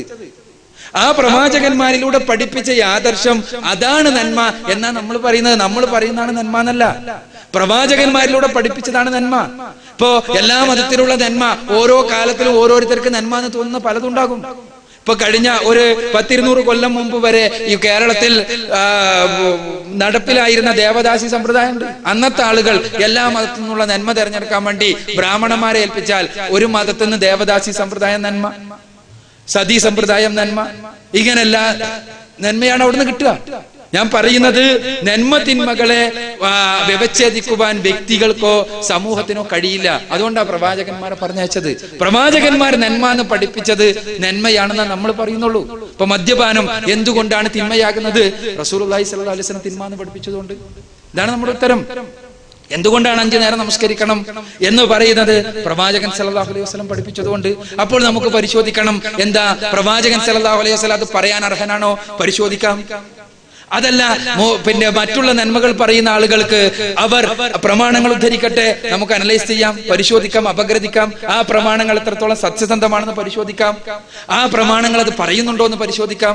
ഇതാണ് നമുക്ക് പറയാനുള്ളത്. ഇസ്ലാം മാത്രമാണ് സത്യം എന്നത് ഒരു സത്യമാണ് എന്നുള്ളത് കൊണ്ട് തന്നെ ആ സത്യം പറയാതിരിക്കാൻ നിർവാഹമില്ല. അതുകൊണ്ട് അത് ഉറക്കെ പറയുന്നു. അസത്യമാണ് എന്ന വാദമുള്ളവർക്ക് അവരുടെ വാദങ്ങൾ ഉന്നയിക്കാം. അത് സഹിഷ്ണുതയോടുകൂടി കേട്ടിരിക്കുന്നു. നമുക്കുള്ള മറുവാദങ്ങൾ പറയുന്നു. ഇതെങ്ങനെയാണ് പ്രശ്നമാവുക? ഇതെങ്ങനെയാണ് കുഴപ്പത്തിന് നിമിത്തമാവുക? ഇതെങ്ങനെയാണ് സങ്കുചിതത്വമാവുക? ഇനിയൊന്നും പറയട്ടെ, ഈ ഇന്ത്യ രാജ്യത്തെ സത്യത്തിൽ ഇസ്ലാം മാത്രമാണ് സത്യം എന്ന പച്ചയായി പറയുന്ന ഏർപ്പാട് നമ്മൾ നിർത്തിയിട്ട് കുറെ കാലമായിട്ടുണ്ടല്ലോ. ഏകദേശം ഒരു പൊതുവായി അത് പറയുന്ന ഏർപ്പാട് നമ്മളെല്ലാരും പറയാ. എല്ലാ വേദികളിലും ഉയർന്നു കേൾക്കാറുള്ള ശബ്ദം എന്താ? ദൈവത്തിലെത്തുവാനുള്ള ഒരുപാട് മാർഗങ്ങളുണ്ട്. ഇവിടുന്ന് കൽപ്പറ്റ കൂടെ കോഴിക്കോട്ടെത്താം, മാനന്തവാടിയിലൂടെ കോഴിക്കോട്ടെത്താം, നേരെ കുറ്റ്യാടിയിലൂടെ കോഴിക്കോട്ടെത്താം. പല മാർഗങ്ങളുണ്ട്. അതിലൊരു മാർഗമാണ് ഇസ്ലാം, മറ്റൊരു മാർഗമാണ് മറ്റേ മാർഗം, മറിച്ചൊരു മാർഗമാണ് മറ്റേ മാർഗം എന്നുള്ള വാദമാണ് കേൾക്കാറുള്ളത്. പക്ഷെ അതല്ല, ഇസ്ലാം മാത്രമാണ് സത്യം എന്ന് പറയുന്ന ഏർപ്പാട് നമ്മൾ നിർത്തിയിട്ട് കുറെ കാലമായി. എന്നിട്ട് ഇവിടെ വർഗീയത ഉണ്ടായില്ലേ? എന്നിട്ട് ഇവിടെ പ്രശ്നം ഉണ്ടായില്ലേ? ഇത് പറഞ്ഞതുകൊണ്ടാണോ ഇന്ത്യ രാജ്യത്ത് പ്രശ്നം ഉണ്ടായത്? അതുകൊണ്ടാണോ ബാബരി മസ്ജിദ് പൊളിക്കപ്പെട്ടത്? ഇന്ത്യയിലെ കലാപങ്ങൾ ഉണ്ടായത്? കഴിഞ്ഞ കുറെ കാലമായുള്ള സ്വാതന്ത്ര്യ സമരത്തിന് മുൻപും ശേഷവുമുള്ള കലാപങ്ങളിൽ ഏതെങ്കിലും ഒരു കലാപം ഇസ്ലാം മാത്രമാണ് സത്യം എന്ന് പറഞ്ഞത് കൊണ്ടുണ്ടായത് നിങ്ങൾക്ക് തെളിവായിട്ട് ഉദ്ധരിക്കാൻ പറ്റുമോ? ഏതെങ്കിലും ഒന്ന്? ഈ കലാപങ്ങൾ ഉണ്ടായ സ്ഥലങ്ങൾ മുഴുവനും എല്ലാവരും സത്യമാണെന്ന് വിചാരിക്കുന്ന സ്ഥലങ്ങളായിരുന്നു. പലപ്പോഴും ഈ കലാപങ്ങൾ ഉണ്ടാകുന്ന സ്ഥലങ്ങൾ ഏതെങ്കിലും ദിവ്യ പ്രദേശങ്ങളുമായിട്ട് ബന്ധപ്പെട്ട സ്ഥലങ്ങളാ. അവിടുത്തെ ദിവ്യ പുരുഷന്മാരുടെ അടുത്ത് ഹിന്ദു, മുസ്ലിം, ക്രിസ്ത്യാനി ആദി യാതൊരു വ്യത്യാസമില്ലാതെ എല്ലാവരും പോകുന്ന, എല്ലാവരും അനുഗ്രഹം വാങ്ങുന്ന, എല്ലാവരും അവരുടെ ആത്മീയ ഉത്കർഷത്തിനും ഭൗതിക കാര്യ ലാഭത്തിനും വേണ്ടി പോകുന്നു എന്ന് പറയുന്ന പ്രദേശങ്ങളാണ് കലാപങ്ങളുടെ ഭൂമികളായി തീരാറുള്ളത്. അത് മറ്റൊരു വശം. ഞാൻ പറയുന്നത്, ഇത് പറഞ്ഞു എന്നതുകൊണ്ട് കലാപം ഉണ്ടാവുകയില്ല. അറിയാൻ, തുറന്നറിയാൻ, ചർച്ച ചെയ്യാൻ, മനസ്സിലാക്കാൻ, തുറന്ന് മനസ്സിലാക്കാൻ, കാര്യങ്ങൾ ഉൾക്കൊള്ളാൻ, പരസ്പരം സംവദിക്കാൻ, അങ്ങനെ സ്നേഹം നിലനിർത്തിക്കൊണ്ട് തന്നെ മനസ്സ് തുറക്കാൻ. മനസ്സ് തുറക്കുമ്പോഴാണ്, ആധുനിക സൈക്കോളജിയുടെ തന്നെ ഒരു വലിയൊരു സിദ്ധാന്തമാണ്, പരസ്പരം മനസ്സ് തുറക്കുമ്പോഴാണ് ബന്ധം ഉണ്ടാവുക എന്ന സിദ്ധാന്തം. അതിനാണ് ജോ ഹാരി തുടങ്ങിയ 2 മനഃശാസ്ത്രജ്ഞന്മാർക്ക്, സാമൂഹ്യ ശാസ്ത്രജ്ഞന്മാർക്ക് വലിയ അവാർഡുകളും അവരുടെ സിദ്ധാന്തങ്ങൾ നൊബേൽ സമ്മാനത്തിന് വരെ നിർദ്ദേശിക്കപ്പെട്ട കാര്യങ്ങളെല്ലാം ഉണ്ടായത്. ഞാൻ വിശദീകരിക്കല്ല. ഞാൻ പറയുന്നത് എന്താന്ന് വെച്ചാൽ, പരസ്പരം മനസ്സ് തുറക്കാൻ, ആദർശത്തിന്റെ വിഷയത്തിൽ മനസ്സ് തുറക്കാൻ, പരസ്പരം സഹിഷ്ണുതാപൂർവം, സ്നേഹപൂർവ്വം വിമർശിക്കുവാൻ, ആ വിമർശനത്തിന്റെ സംസ്കാരം വളർത്തിയെടുക്കുവാൻ കഴിഞ്ഞാൽ തന്നെ ഇവിടെ യഥാർത്ഥത്തിലുള്ള മതനിരപേക്ഷതയുണ്ടാകും. അതിനെ ഭയപ്പെടുന്ന ആളുകളാണ് ഇത്തരം സംവാദങ്ങളെ ഭയപ്പെടുന്നത്. മറ്റൊരു കൂട്ടർ കൂടി സംവാദങ്ങളെ ഭയപ്പെടാറുണ്ട്. അത് മതം കൊണ്ട് ജീവിക്കുന്നവരാണ്. അവരെ കുറിച്ച് നമുക്കൊന്നും പറയാനുമില്ല.